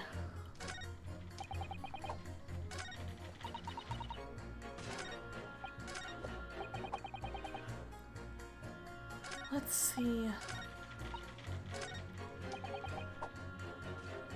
Yes, okay, I found it. The chap next to him and the one on the floor. Objection! There we go. Those contradict each other. Those two statements are completely contradictory. What? Explain, counsel. Post haste. Oh, dearie me. I was only knitting a jumper for my other half. What is all this claptrap? What does contradictory even mean, I ask you? That too, but I like to believe Graha calls out the truth, saying it's his to uncover. I'm excited for when Frey gets to Shadowbringers and you guys can learn more about Graha. We've heard from more than one witness that they allegedly saw the actual moment when the defendant stabbed the victim. Now, out of curiosity, juror number 3. What? Can't you see that I'm busy here? How would you say the defendant stabbed the victim? What sort of motion was it? Ha! Want to test me, do you? It was like this. Stuck the fellow next to him without even getting up, just like the prim banker said. Oh nice, you've started Stormblood, Tyrek. Congrats! You're getting very close. Oh, that's very fun. I hope you enjoy Stormblood. I know a lot of people consider it the weakest expansion, but I hope you still have a good time with it. And at the very least, it is a step closer to Shadowbringers, and there's some good stuff there. There's some characters that I do really like in Stormblood. Yes, that was Mr. Fairplay's testimony. Quite true. Now then, juror number 6. Oh, is that me, is it? What can I do you for, young man? How would you say the defendant stabbed the victim, madam? Oh, well, dear, as far as I understand it, it was like this. He stabbed the poor man after he'd collapsed on the floor. The coachman said so. Now don't move. Take a look at these two jurors. He struck the fellow next to him without even getting up. And he stabbed the poor man after he'd collapsed on the floor. Well, I never. They're stabbing in totally different directions. I know, like, I do agree that Stormblood is the weakest expansion, but at the same time, I'm not one of the people who's like, it's the worst thing in the world. I'm just like, it's not as good as Heavensward or Shadowbringers especially. So, you know, it has the unfortunate kind of distinction of being kind of and Shadow and like sandwiched right in between two way better expansions. So, yeah. Well, the kanji contradiction is made out of spear and shield because of an old tale. Oh, that's very interesting. Listen, I said it has characters that I like in it. I don't want to get into it too much here. I just think Stormblood doesn't have the best pacing, and I think at times it feels a little all over the place and not quite focused, and I wish that Lise got more. I want to like Lise a lot more than I do. What? Bless my stitches, what a muddle! What this tells us is that there's a strong possibility one of the witnesses isn't telling the truth. Oh, but why? Why the dickens would they lie? I don't know that yet, but what I do know is that if the trial ends at this point, we may never find out. We may never know the real truth. Ladies and gentlemen of the jury, can you really let that happen in all good conscience? Lies, you say? Oh, dearie me. I can't abide people telling lies. Yay! The scales. I don't believe it.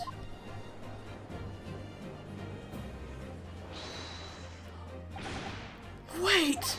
Now hear this, my fellow jurors. I warn you, you cannot listen to this man. Look at him in his black suit. He's clearly some devious Eastern sorcerer using magic on us all. Whoa! If I could use magic. Do you really think I'd be putting myself through all this? Answer me this, Dark Jinx. Huh? Me? What exactly is the problem? What of it if two witnesses have slightly different recollections of events? What of it? Let's say the Shylock did stab the victim as he was sat next to him on the omnibus, and this young dandy saw him do it. And now let's say the victim collapsed on the floor, and then the Shylock stabbed him again, and this old lady saw him do it. Well, what's to say it didn't happen like that, hmm? Who are you calling a dandy, sir? Why, I should take this knife to you. Who are you calling old? Why, I should take this needle to you. Ugh, they're ready to kill each other now. Yeah, juror number 1 is kinda sus. But could the foreman of the jury be right? Did the two witnesses see two different moments of the same crime? Wait, no, I didn't mean to click that. It's true. Uh-oh. There's an outside chance of almost anything you care to mention. Exactly the point I've been trying to make. Yeah, I love that they added a knife juror to help demonstrate how to stab someone with a knife. It's very funny realizing they gave him that, just to show. Before you go any further, Mr. Naruhodo. Oh, what is it, Miss Susato? I think you should have a look through the court record. Yeah, he was only stabbed once. You see, this evidence makes it quite clear. There isn't even an outside chance of what the juror is saying. How did I miss that? I accidentally pressed A when I shouldn't have. I'm sorry. Unfortunately, Mr. Foreman. What is it, you Dark Jinx? Come on, out with it. What you're suggesting is impossible. It's out of the question. What are you talking about, man? How can you possibly say that? You do realize that I'm only doing my job. As foreman of the jury, I have a responsibility to steer everyone in the right direction. So where's your evidence, man? That's what we want to see. I said the two witnesses saw two different moments of the same crime. If you say that's out of the question, show me some proof. It looks like the only way I'm going to convince him is to present him with something he can't dismiss. Some irrefutable hard evidence. As you wish. What? I'll give you the proof. It's out of the question that the two witnesses saw two different moments of the same crime, as proven by... Let me just make sure... Yes, stabbed once. Take that! This is the victim's autopsy report. According to what's written here, Mr. Mason was stabbed in the abdomen. Only once. Only once? It's quite simple. The victim was stabbed precisely one time. Which means these witnesses can't possibly have seen it happen two different times. Alright, I concede defeat. Yay! We did it! Can we get some pogs in the chat? Wait, that means 4 jurors are now leaning to not guilty. We've done it, Mr. Naruhodo. We've won! Yay! Good for us! What are you playing at, you dandy fool? Shut your trap, sir. No one deceives me. We'll get a consensus. I said shut your trap. I know a liar when I see one, and if the chap ever dares to cross the threshold of my shop, I'll take this razor-sharp blade and shave every last hair off his head. That's what's gonna happen to Freya. Please tell me he's a barber. Well, in quite remarkable turn of events, the defense's summation examination has flipped the balance of the scales of justice. The jurors now stand at 2 for guilty and 4 for not guilty. Yeah, that is very incriminating to say in court. You definitely shouldn't say stuff like that in court. Accordingly, there is no longer a large enough majority among the jury for me to adjudicate, and the trial must continue. Oh boy. So we started some drama in the jury. I hereby ask the defense, prosecution, and witnesses to return to their places. And I call upon all of you to continue to pursue the truth. Yeah, let alone Nick the Knight. Like that. He's looking very strange and suspect. So, Lord Van Seeks, Continue to substantiate the case for the prosecution, if you please. Oh, he's gotta get some more wine for this. Oh boy, it's gonna be a long trial, sir. Bet you haven't seen something like that in a while. You impressed? You kind of attracted to me for doing that?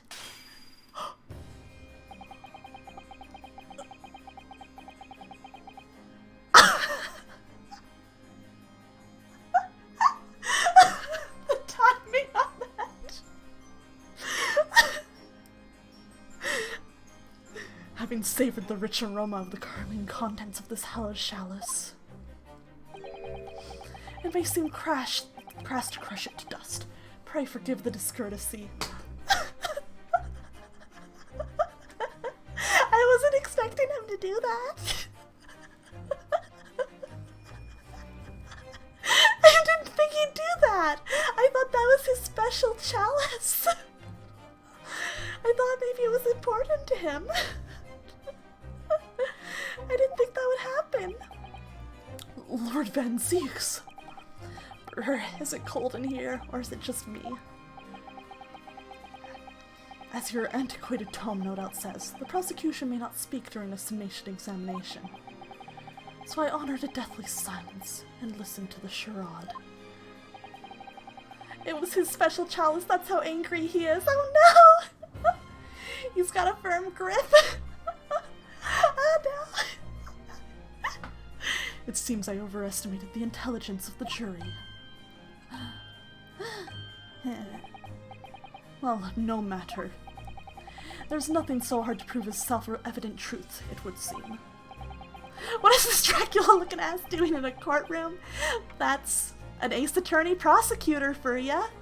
His best! Truly, you just missed it, Dig. He crushed a wine glass. Oh my god, thank you, Tarek, for the clip. Oh my god, thank you. I appreciate you clipping that. I'll definitely have to go back and watch that later. No. And why else would we grace the courtroom with our presence after all? Oh, thank you too, Kukushi, for the clip. The more clips, the merrier. Oh, this thing does fuck. So, let us proceed to the next round of battle. Oh, he's lost the cape. He's serious now. Bring forth the witnesses once more. Ooh, extremely Castlevania, yeah, definitely, very, very, very much so. Witnesses, I trust you heard the summation examination we've just had to endure. Oh, yes, sir, that I did, sir. Of course I heard it. Yes, sir, I heard it. You, sir, on the end, the coachman, I believe it's Beppo. Yes, sir, my lord, sir. If it transpires that in your previous testimony, you were attempting to veil the presence of a fifth passenger on your omnibus, you will be found guilty of perjury. You're advised to bear that in mind, sir. Wow, an actual threat of perjury in an Ace Attorney game. Wow. Consequences for lying in court. That's new. What is this Royal Navy looking ass doing in a courtroom? His best. He's doing his best. No, listen. They just have the same voice actor. God. Oh, mio Dio. Oh. Now then, witnesses, I hereby call on you to testify before the court again. I know, right? Perjury, an Ace Attorney. You will explain the various misgivings brought to our attention by the defense's summation examination. All right. Various misgivings. I only carried 4 passengers that night, I swear. But well, I for one was told I had to pay 5 pence for the bus. He fiddled us on the fare, he did. And then I saw that blood-curdling sight as well. It's all too much. I tell you, I saw McGilvard stabbing that man. Everything I said before stands. Oh yes, he stabbed him. Yes, he did. I think so, yes.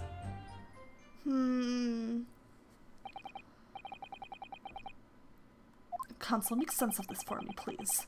The phantom fifth passenger conjured into existence by my learned Eastern friend never existed. The confusion has arisen from the coachman's sly little cousinage. I am wishing this was a dating sim.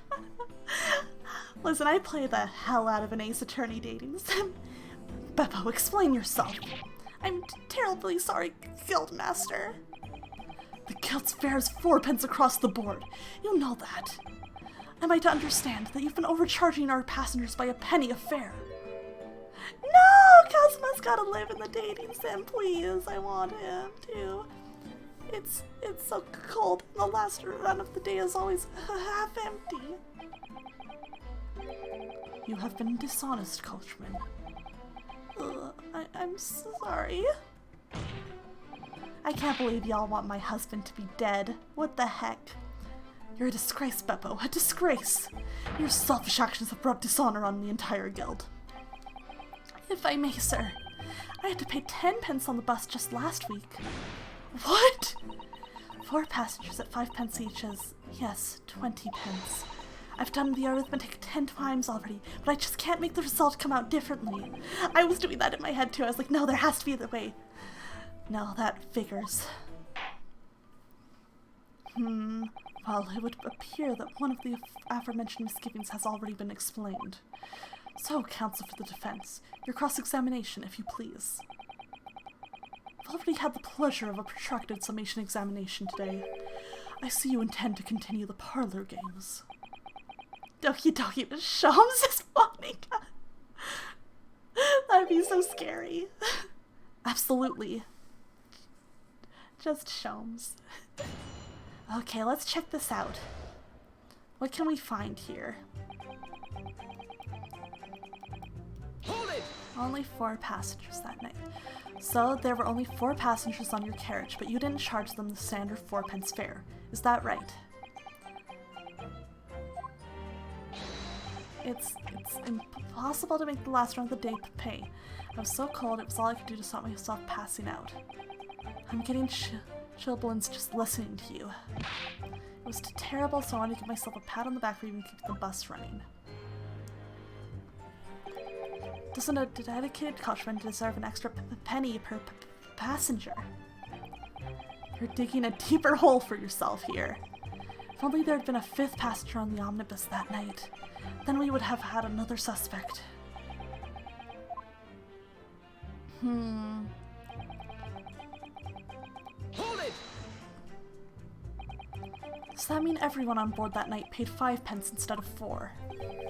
Well, I paid 5 pence too, sir. And I just told you that I did. A flat fare of 5 pence across the board. It's not something to be proud of. The so-called discrepancy my learned friend identified was nothing of the sort. Much like the phantom killer you so desperately needed, it's gone, dead and buried. I'd have been happy if that had ever existed in the first place. Fiddles on the fare he did, and I saw a blood-curdling sight as well. Hold it! Let's see. This blood-curdling sight, you mean the murder, I presume? Yes, sir. Maybe, I don't know, we'll have to see. A loathsome sight. No one should have to witness the horror in the eyes of a man the moment his life was taken. Oh, well, not exactly, sir. I mean, I didn't actually see the exact moment the gent was stabbed. Good gracious, really? We have another witness who did, however. The banker has already testified to it. But Mr. First didn't actually see the point at which the victim was killed. That may turn out to be very significant. Yeah, that sounds like it. I heard the banker gent next to me take a sharp intake of breath, see? That's when I looked through the glass. That's when I saw that horrible blade poking out from his belly, all covered in blood. Every time I see a knife now, I can't help screaming, even when I'm eating. That's rough, man. Hold it! So you saw the defendant, Mr. McGill, stabbing the victim, Mr. Mason, who was sitting next to him.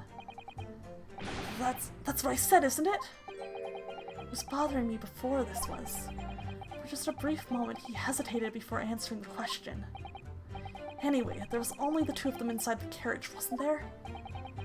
There's been much talk of a fifth passenger, but as yet, zero evidence. Yeah, blame Beppo every time you have to pay $3.50 on the bus now. And what are we wasting all this time for, eh? It's black and white. The man's guilty. Something about Mr. Flay's testimony just jars with me. I wish I could work out what it was.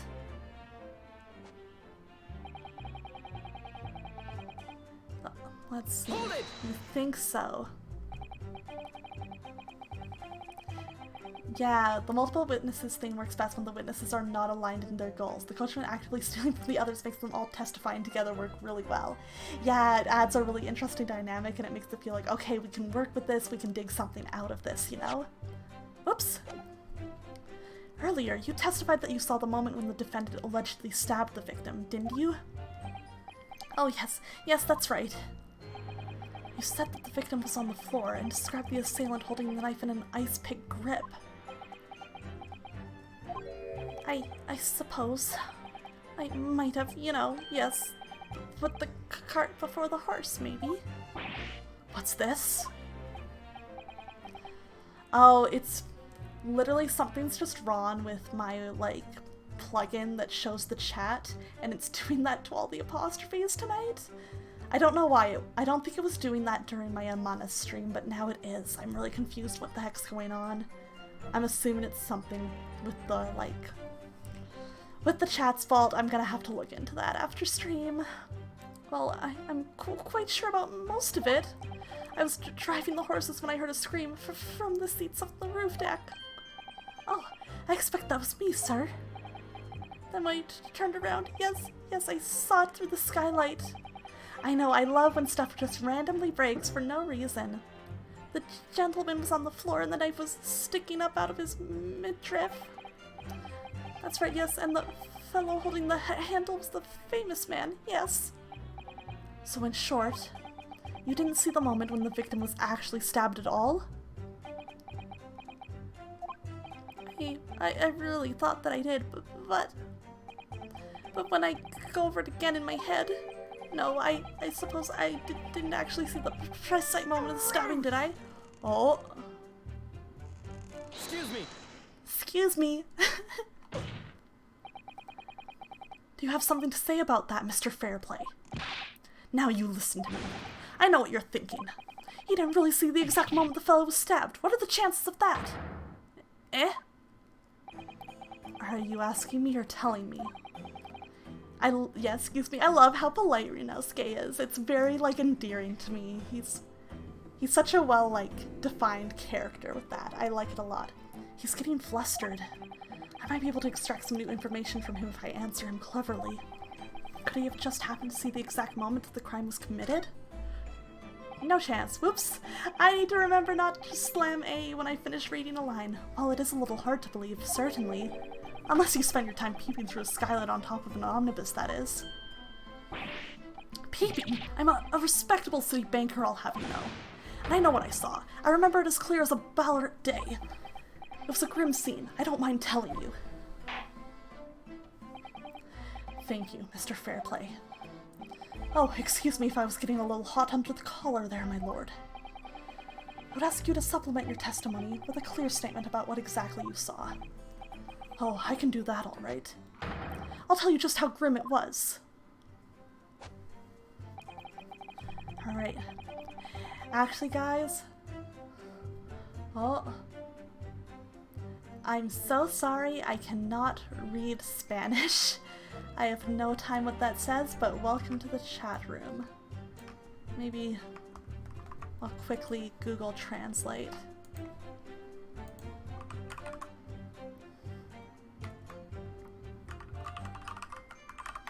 Let's see here. Oh, there we go. I stopped by your channel to wish you luck and I hope you continue to grow. Thank you so much. I don't know the Spanish word for thank you, but thank you. Thank you very much. I appreciate it. Oh my gosh. Okay. Alright then. Let's keep going. Oops. Not long ago, this trial very nearly came to an end. Somehow we've managed to keep our chances alive here. I can't waste this cross-examination. I have to use it to bring some... Okay. Yes, I meant to press that fact.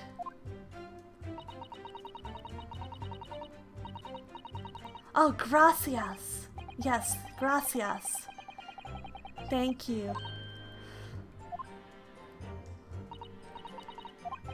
Alright, I need to pay careful attention here. So yeah, I don't want to miss even a flicker of a reaction. Don't worry, we got it. I just accidentally went past it.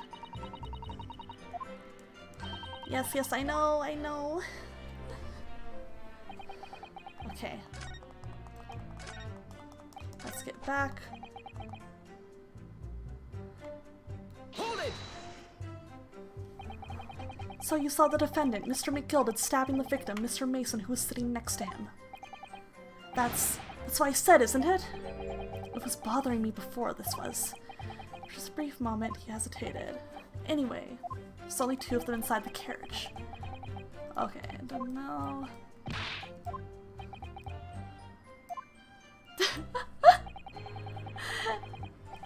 Unfortunately, you're gonna have to be dumber than that, Dig.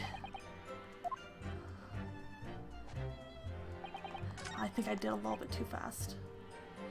Okay. There we go.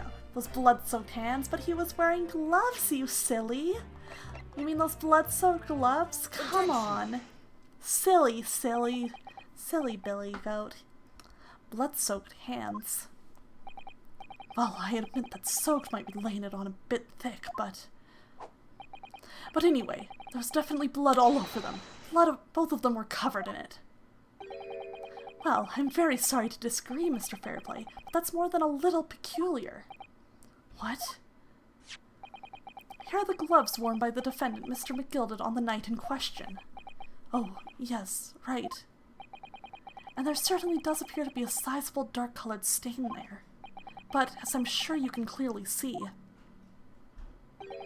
it's only on the right-hand glove. Ah. In short, Mr. Fairplay, your testimony is inconsistent. Yeah, but no, that can't be right. So you're the liar here, then. Ugh. That's right, you were quite clear about it. You said, it was both hands.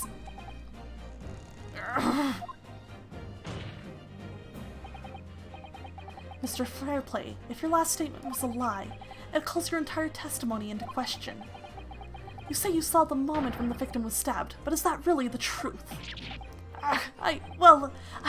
Objection! I like whenever I hear a voice line. It was a simple mistake. You can't justify accusing this man of lying. Let's see, you're going through Gary's mod workshop section for player models. You came against the JoJo Mario Brothers, basically two Jotaro skins, stylized to look like Mario Brothers. I think the banker is biting on his, like, cane? Like his walking cane? Yes, it wasn't both hands, it was only one, but the fact remains. The victim's blood was on the accused. Objection! No, Mr. Fairplay categorically stated that he saw blood all over both hands, which means there's a strong possibility that this witness was deliberately trying to mislead the court. Ah! Why? I'm a city banker, for pity's sake. My words should be the gold standard. I'm a gentleman, not some gutter snipe. Upstanding members of society don't prevaricate. He's claiming to have no reason to lie. But is that really the case? Mr. Naruhodo, if we had some evidence to explain why Mr. Fairplay might be lying, it could turn the tide in this trial completely. Something to show this man has a compelling reason to lie in his testimony. Let's look at this.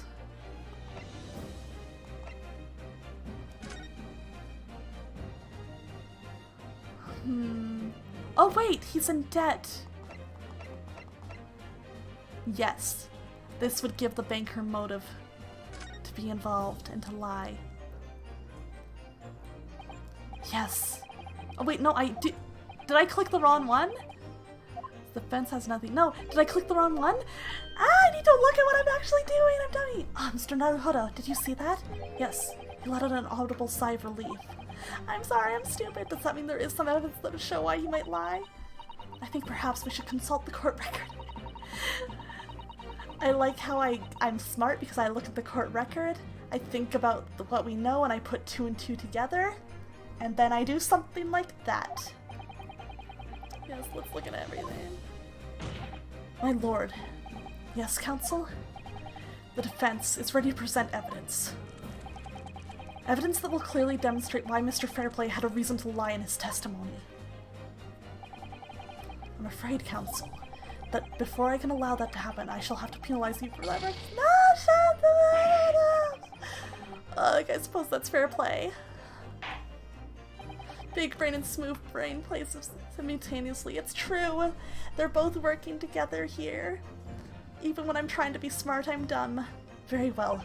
I hereby call on the defense to present its evidence. Evidence that demonstrates a motive for the witness's alleged deception of the court. Take that! Yes, I believe this evidence does indeed demonstrate a deception of sorts. Deceptions by the defense that is any— What? What? Did I present— No, I didn't present the wrong thing. No. Ah!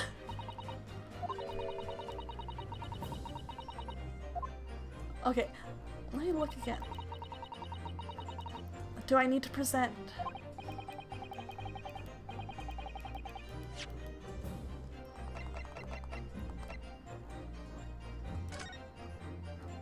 Oh wait, we need to— I didn't realize we could thoroughly examine this. I'm so stupid.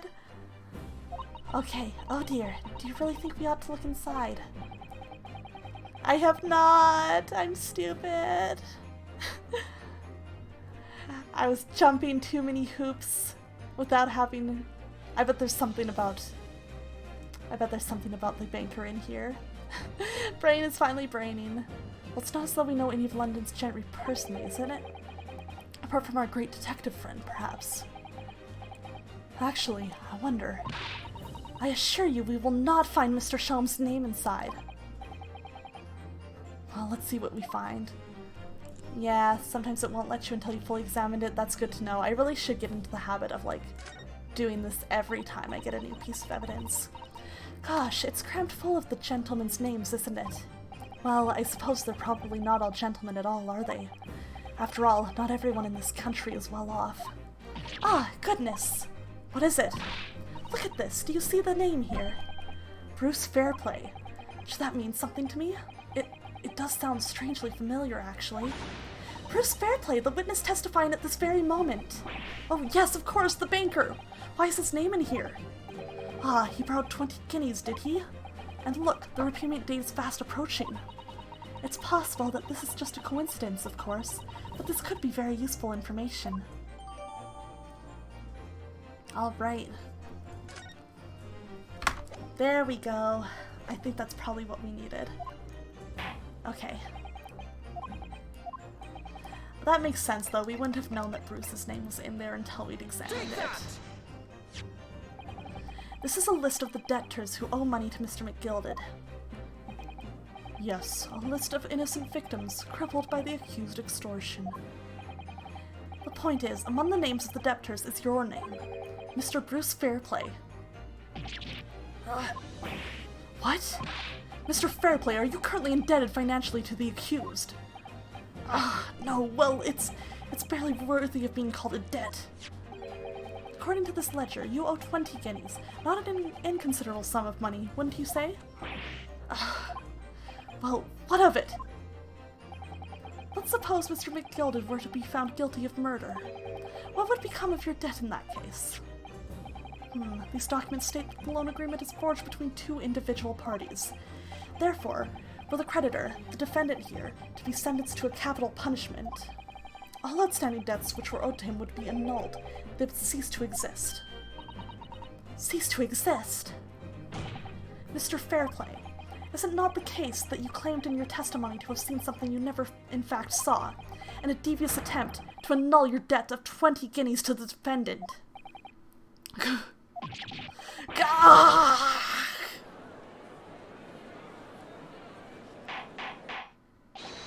Order! Order! Order! Mr. Bruce Fairplay. Yes, my lord. Let me ask you again, and be aware that your answer may have most serious implications upon your future, sir. Ladies and gentlemen, we got him. Grr. Did you or did you not see the precise moment in time at which the defendant is alleged to have thrust a knife into the victim? Hello, Yuzuki! I love you! Aww. Hi, Yuzuki! I know you're lurking, but I hope you're doing well. It's so good to see you. I love you. Guys, this is my friend, Yuzuki. I know I've talked about her before, and we've been playing Among Us together before, but I'm going to give her a shout out, especially because she is great. And tomorrow night, we are going to be playing River City Girls together on her Twitch channel. So if that sounds like fun to you, please do come check it out. Please follow her, and just go support Yuzuki. She deserves it.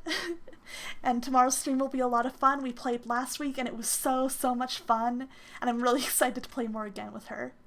Yeah, Yuzuki had an amazing imposter win in the Among Us stream earlier. It was insane. Oh my gosh. I was like, I can't believe she managed that. It was so good. It was so funny. Oh my gosh. Aw. Oh, your flash just took too long to activate. You were only afraid when there was sightseeing. Yes, it was so good. You were so impressive. It was so much fun. But yes, Yuzuki's great. Definitely go support her. Go check out her channel. And yeah, well, I'll be on there tomorrow with her, and I'm really looking forward to it. But yes. No shouting me out on my own channel. This is Yuzuki appreciating ours. Oh, I know, right? It's so funny to see this man gnawing on his cane. Good try, Kukushi. Good try. Good try, guys. Oh, you're funny. Fine, alright. What does happen if I'm sure it'll just do the same thing as usual. Yep. Same as usual, still works. There you guys go. Go check out Aqua Sereni. Drop that follow. You guys are so funny. Gosh, but thank you for coming by. Wanna be famous? Go check out.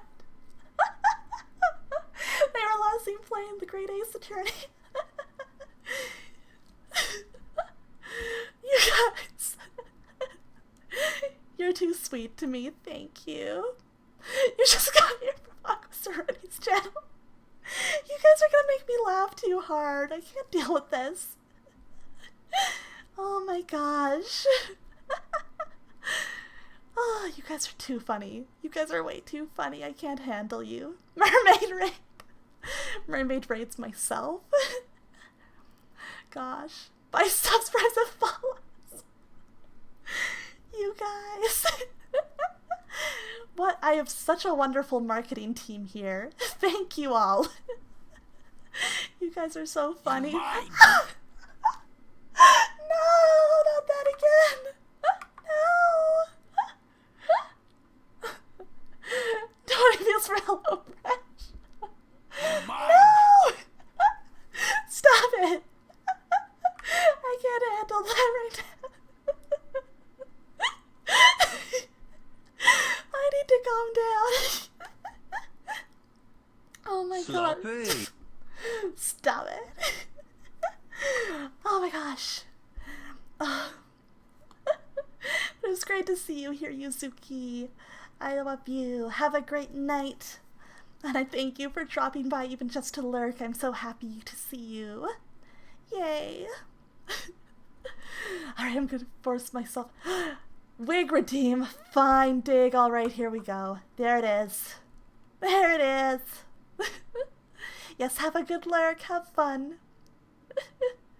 Alright, your silence speaks volumes. You did not tell the truth in your testimony. Alright, let's not make a melodrama out of this. Perhaps I did overstate the truth in a pinch. Thank you. A pinch. But it makes no difference. I definitely remember seeing blood on Mr. McGill's hands. Both of them. Objection! And yet, only one of the defendant's gloves, which we have here as evidence, is stained. Was this me? I just face looking at doing it my Twitch stream. Dig, you missed the argument I had with Freya about if I'm beautiful bald. If you don't love me at my bald, do you deserve me at my wigged? So you keep saying. I wonder if I might be allowed to speak, sir. Go ahead, Mr. First. Well, the thing is, I think I remember seeing it myself, as it happens. Seen what? The blood, sir, on the assailant's hands.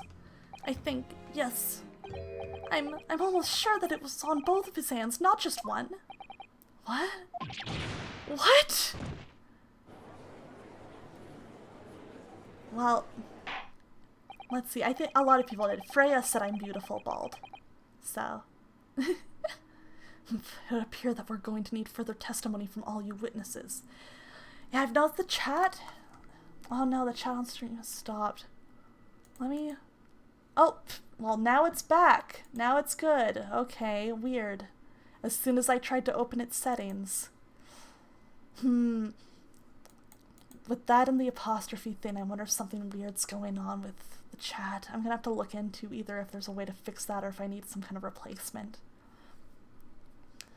It would appear that we're going to need further testimony from all you witnesses. This time, I would like to know precisely what you did and what you did not see. Aw, thank you, Dig. Yay, I'm still pretty when I'm bald. Do I make myself perfectly clear? Yarks. Mr. Naruhodo. This is good news. The course of the trial seems to have shifted slightly at last. Yes. I might finally have a chance to turn things around here. A smooth head like your brain. Like my brain too. Yeah, matching brains. Alright, what the witnesses really saw. There's blood on both hands of the assailant. I sincerely and distinctly remember that.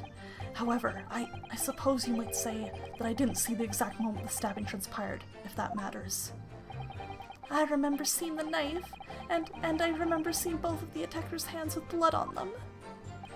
I didn't actually see anything myself, no, not until I heard that scream. Anyway, the fact remains, there can't have been anyone else inside that carriage or we all would have seen. Let's see, Well, lo and behold, in truth of fact, not one of you was witness to the crucial moment the crime was perpetrated. I apologize, my lord, but honestly, there's no one else inside the carriage and the man's hands were covered in blood.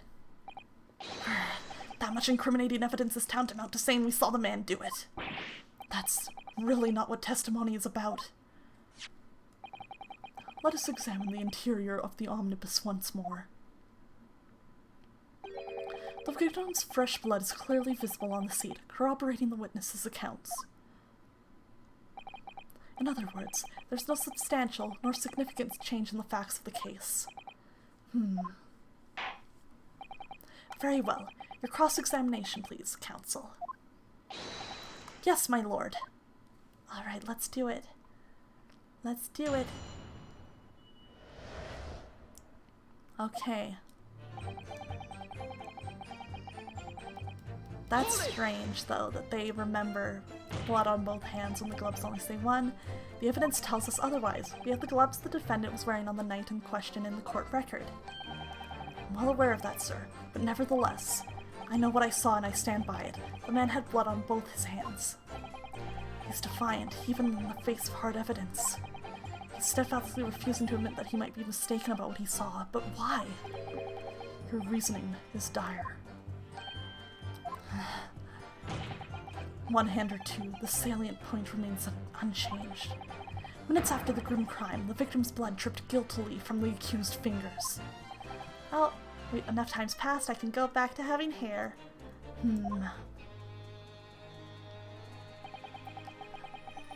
Okay, you didn't see the exact moment the stabbing transpired. Don't try to downplay this. Whether or not you saw the exact moment of the crime, it's a matter of fundamental importance, as well you know. But, for crying out loud, we all know that no one else could possibly have done it. I was just trying to save us all some time. You have a loan of some 20 guineas outstanding with the defendant, do you not? How do you hope to release yourself from that financial burden by ensuring the defendant was found guilty? Well, it's not entirely not what I was hoping for. I just lost all a guinea or 10 when I backed the wrong horse in the derby, that's all. I was going to win it all back. There's a fixture this weekend that's a sure thing.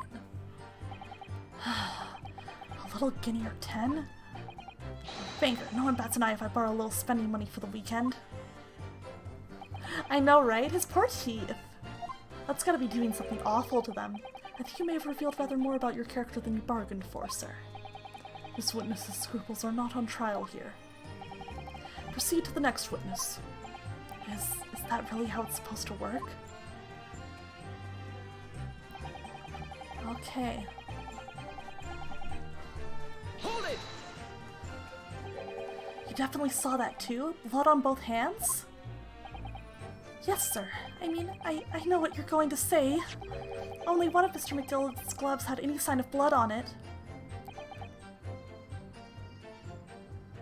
Oh no! Completely ignoring your apostrophes, man. That's right. The thing is, as far as I remember, sir, when I looked down and saw Mr. McGillicuddy sitting beside the other fellow, I don't believe he was wearing gloves, sir. He wasn't wearing these gloves? That's correct, sir, and I saw the blood on both his bare hands quite clearly.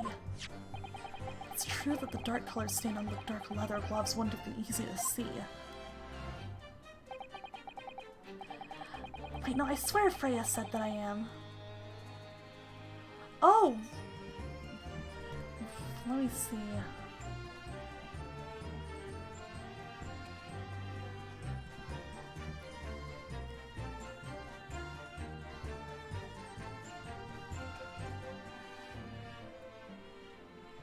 Oh yes, I don't see any since then either.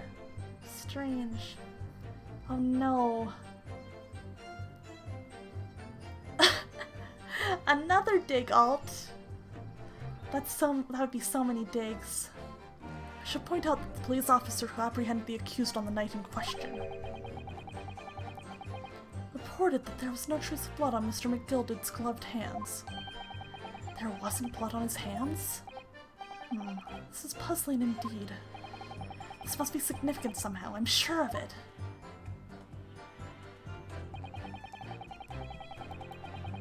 Hold it! You didn't see anything. Oh yes, sir, that is to say, no, sir, I didn't. Very sorry about what I said before, sir. Very sorry, yes. It was very wrong of to make up stories and say that I saw him stab the man. Well, wouldn't you agree, sir? I don't know what you're saying, but I certainly wasn't making up stories. Still, to say you saw nothing isn't right either, is it? No, sir. I saw nothing at all. Mr. Beppo, you were driving your horses. At the very least, you must have enjoyed a good view of London streets, no?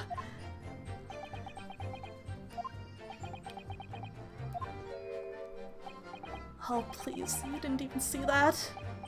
It was so cold that night, you see, it was all I could do to keep passing out, sir. Yes, my head was fairly frozen solid. Sorry to say, sir. It would seem prudent to avoid travel on the last omnibus service of London's cold winter nights. Beppo! Ah! Anyway, the fact remains there can't have been anyone else inside that carriage or we all would have seen. Hold it! And everything you saw of the incident was through the skylight on the roof of the omnibus. That's right. It was fiercely cold that night, but the glass wasn't frosted over. Oh yes, I remember I was shivering. It was so bitter. Which rather begs the question of why the pair of you were sitting on the roof deck in the first place. Well, I don't know about this young fellow, but I couldn't enter the cabin. Oh? Oh, why not? It was locked from the inside. I tried knocking, but no one opened the door. It was locked. That's right! It's a public service bus, for pity's sake. That's not what I call fair play. Yes, I had exactly the same experience. I tried knocking, but the gent inside just gestured at me to clear off. So I had no choice but to climb up to the roof deck and look down longingly into the warm cabin below. Well, I can assure you I wasn't just looking down, I was glaring, long and hard. And that's precisely why I can tell you with absolute confidence that if there was anyone else at all in the cabin, I would have noticed. Unequivocal, I would say. I'm not sure about these two witnesses. Could they really have seen everything inside the cabin through the skylight? I'm gonna say no. Because, like, allow me to confirm one thing, Mr. Fairplay. Like, the angle, even. You were riding this omnibus and witnessed the events in the cabin through the skylight and the floor of the upper deck. Is that right? That's right, yes. In that case, there is a portion of the cabin interior that would have been out of sight from you. What? By golly, really? Obviously, at this stage, we can't say for sure. But the possibility cannot be denied that at the time of the incident, there could have been another passenger in the enclosed cabin of the omnibus. Objection! Enough hypothetical meandering, my Nipponese friend. The prosecution demands that you substantiate your claims. After all, the scene of the crime is here, in the flesh. Very well, I will uphold the prosecution's demand. You will identify the area on this cross-sectional plan of the omnibus. Alright.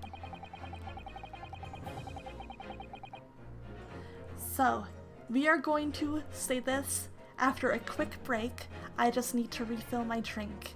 So, we will be back in just a few minutes. Sorry about this, guys. Thank you for being patient.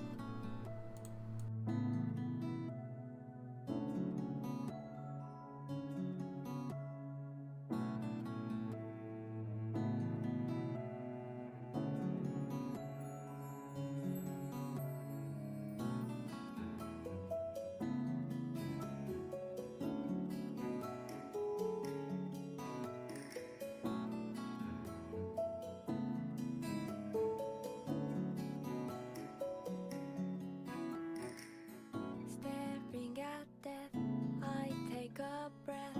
There's nothing left. Now close my eyes for one last time and say goodbye.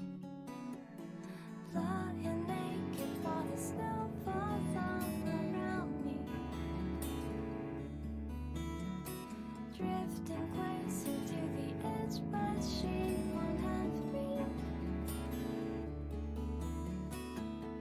Wake up in sweat, full of regret, trying to forget these memories lurking beneath, lost in a dream.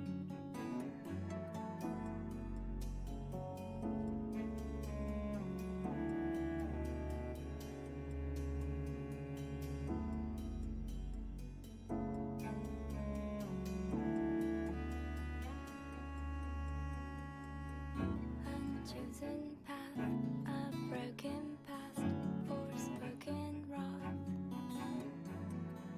The pain won't cease, I'll find no peace, no sweet release.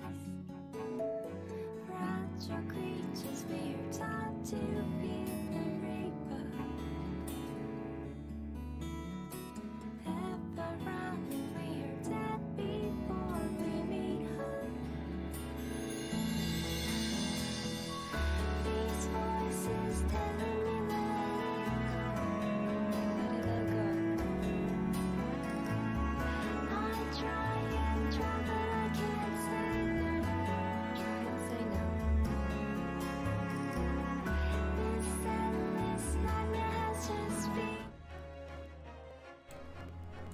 Alright, hello guys, I'm back. Thank you for being so patient.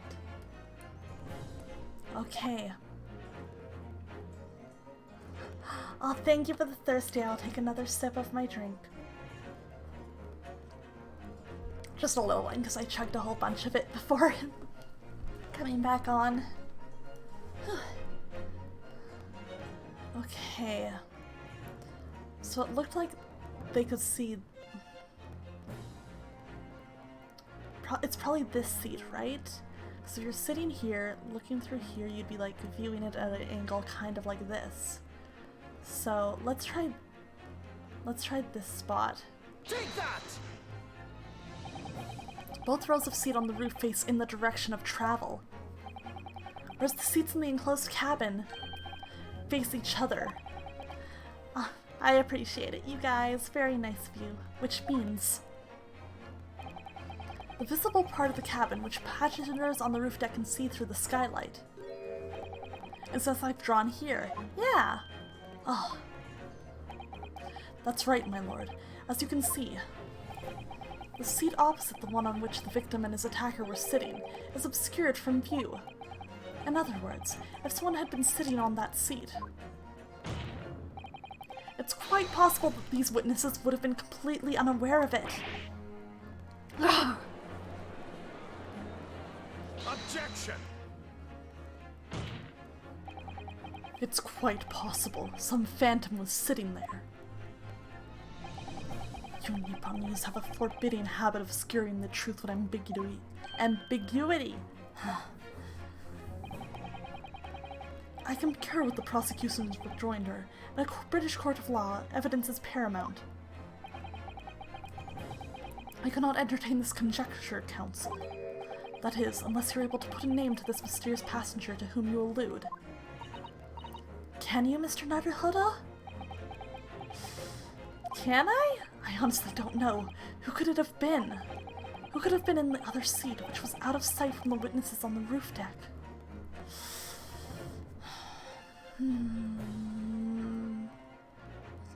Evidence is also sometimes paranormal.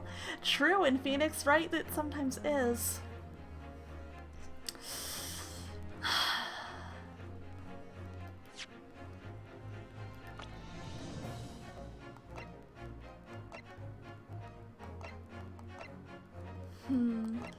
Oh, have a good sleep, Kukushi. Thank you for hanging out with me. Have a very good night. Thank you for coming. Have a very good rest. I will see you later. Bye-bye. There is one person I've been finding acting strange, but we have no evidence.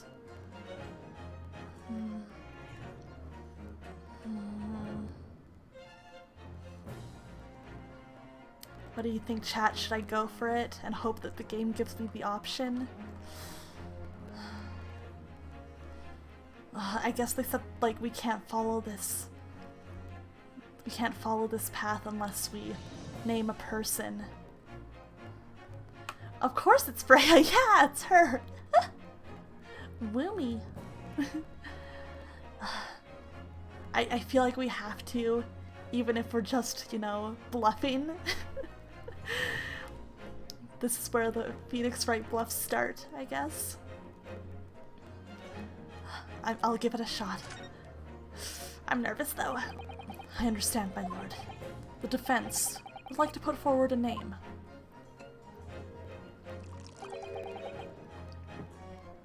You are a fool. The response was a desperate attempt by a man who has no notion of his own limitations. Gloomy.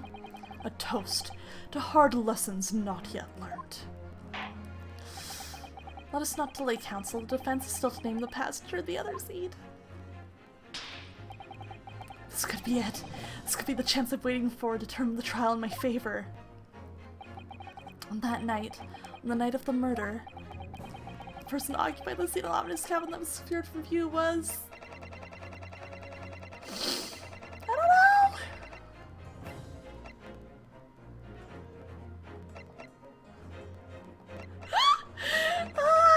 I said a yes, but I don't actually know who it is.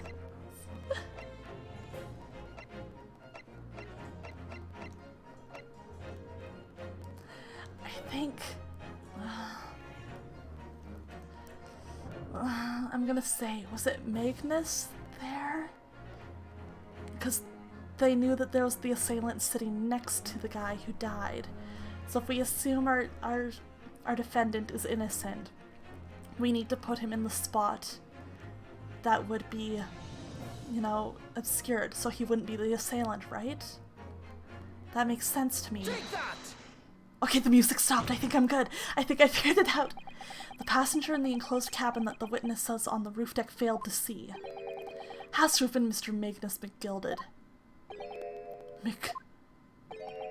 Mr. McGilded? What are you talking about, Counsel?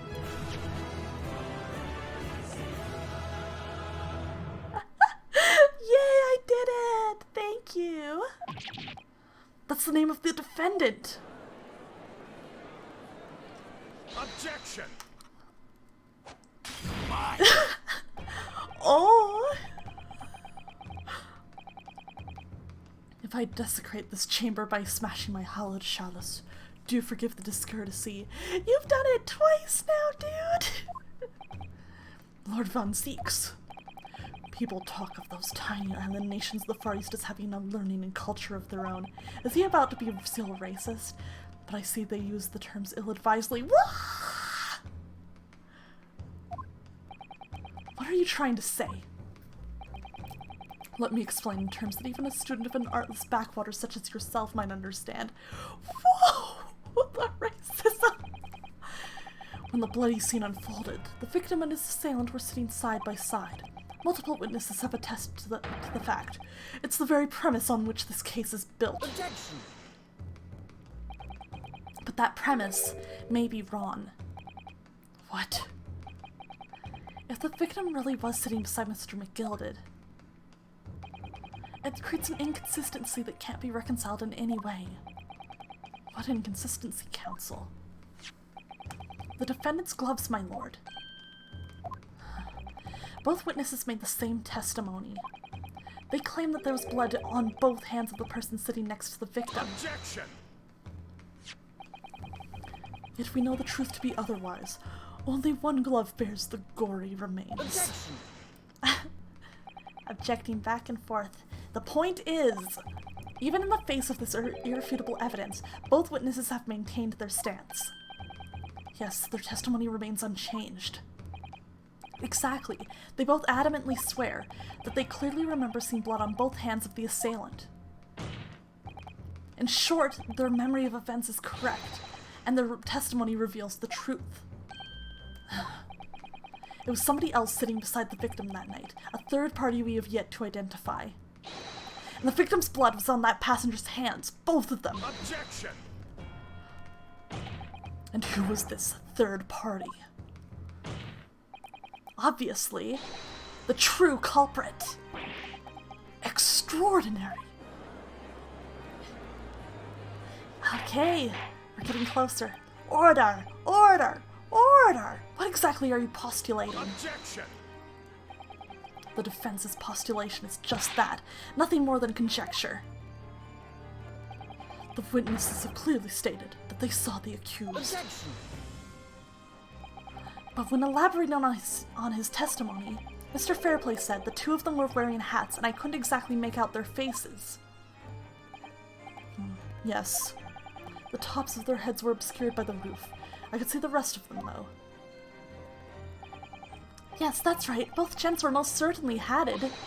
Hatters do tend to know such things, sir. What particular styles of hat did the two gentlemen sport, Mr. First? I'm afraid I don't remember. Do you call yourself a hatter? The style of hat makes no difference. There's no third passenger in that cabin. How can you be sure? Because if there had been, the accused, Mr. McGilded, would undoubtedly have offered to depose the fact. Unless, that is, you're proposing an even more preposterous explanation. He already said he was asleep the whole time. Maybe he didn't know. The accused failed to even notice the presence of the true culprit in the very cabin in which he traveled.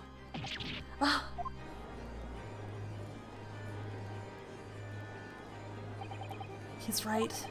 if there was another person traveling in the enclosed cabin of the omnibus, and it's inconceivable that Mr. McGilder would have been unaware of it. Order! There's clearly a simple solution to this problem. Bring the accused, Mr. McGilded, to the stand. Well, what say you, counsel? The prosecution objects, my lord. On what grounds? As a suspect, you have already made a full statement to the police. But what if there's some reason why he's unable to speak freely?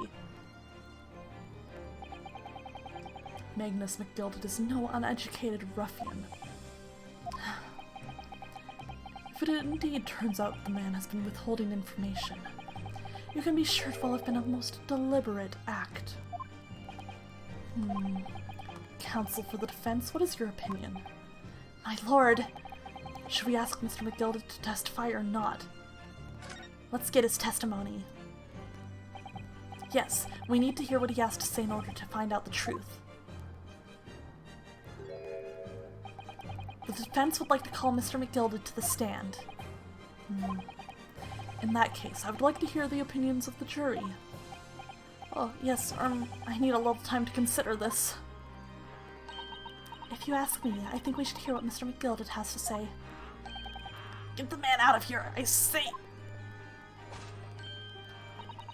It would be utterly illogical not to hear his testimony.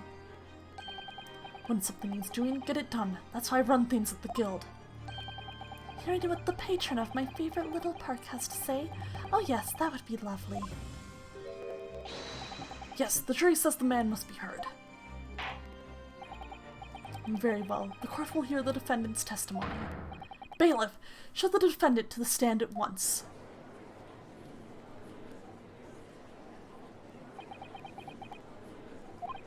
Now, maybe what actually happened that night will finally become clear. Oh boy.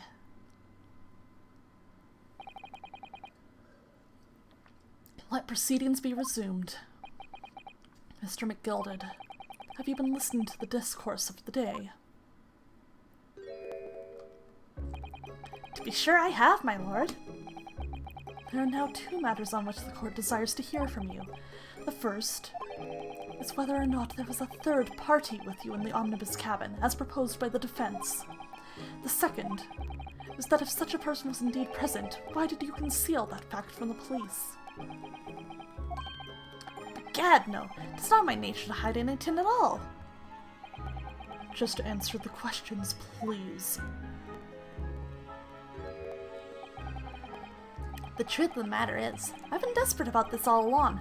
Do I tell yous all, or keep me mouth shut? Tell us what, Mr. McGilded? The fine fellow representing me is absolutely right. In the carriage on the night with myself and the other man, there was another passenger. It's true! Aye, and 'twas me who helped the little urchin get away after it all happened. You... What?! What? No, Magnus McGilded, that convenient excuse can't save you now. I'm truly sorry, so I am, Lord Van Zeeks. I'm sure you'll be wanting to know why I said nothing when I was taken by the police. I do be having a very good reason, I assure you. Yeah. This is why we don't trust men in tall hats and purple suits. Which was? Well, the little child was just in the wrong place at the wrong time, and not in any way involved, you see. What? If the police had known the wee one was there, they'd have assumed she'd done it. They'd have hauled her into this here courtroom, just like myself. I was only trying to spare her that. Young hearts and young minds are easily damaged, my lord.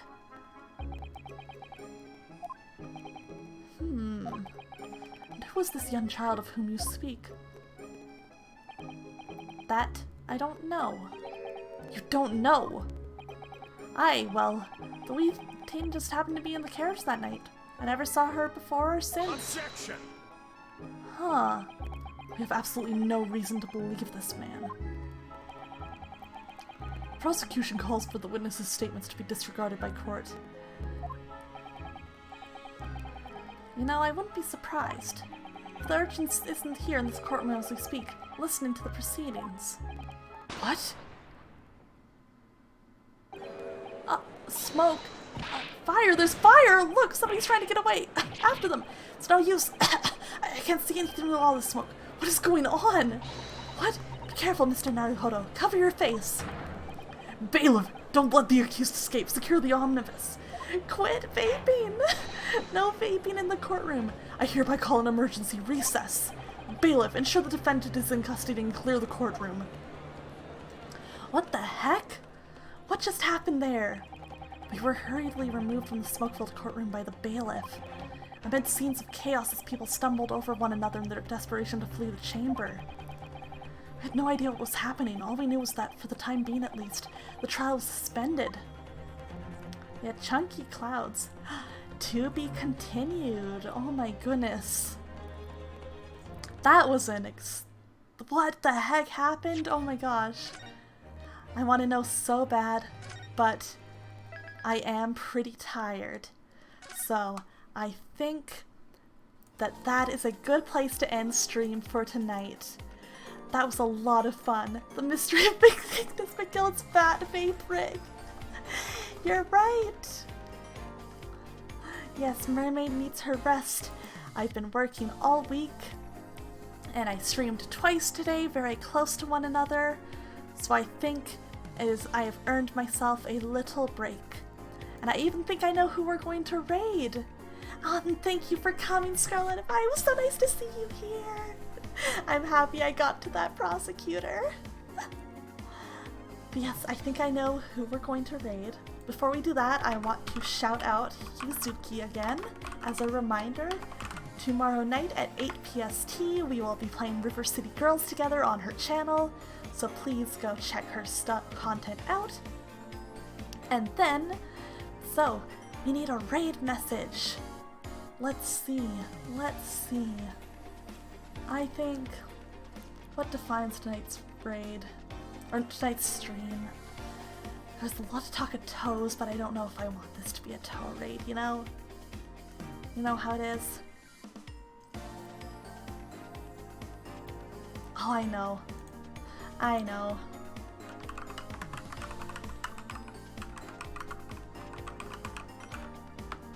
I know what I want to go with. This is what I want it to be.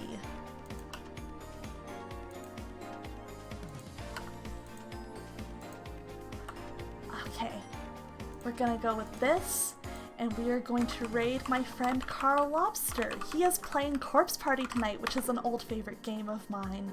So, definitely go on, give him his support, and we'll go say hello to him. Thank you guys all so much for coming. Thank you for having fun with me. It was so fun to have all of you here.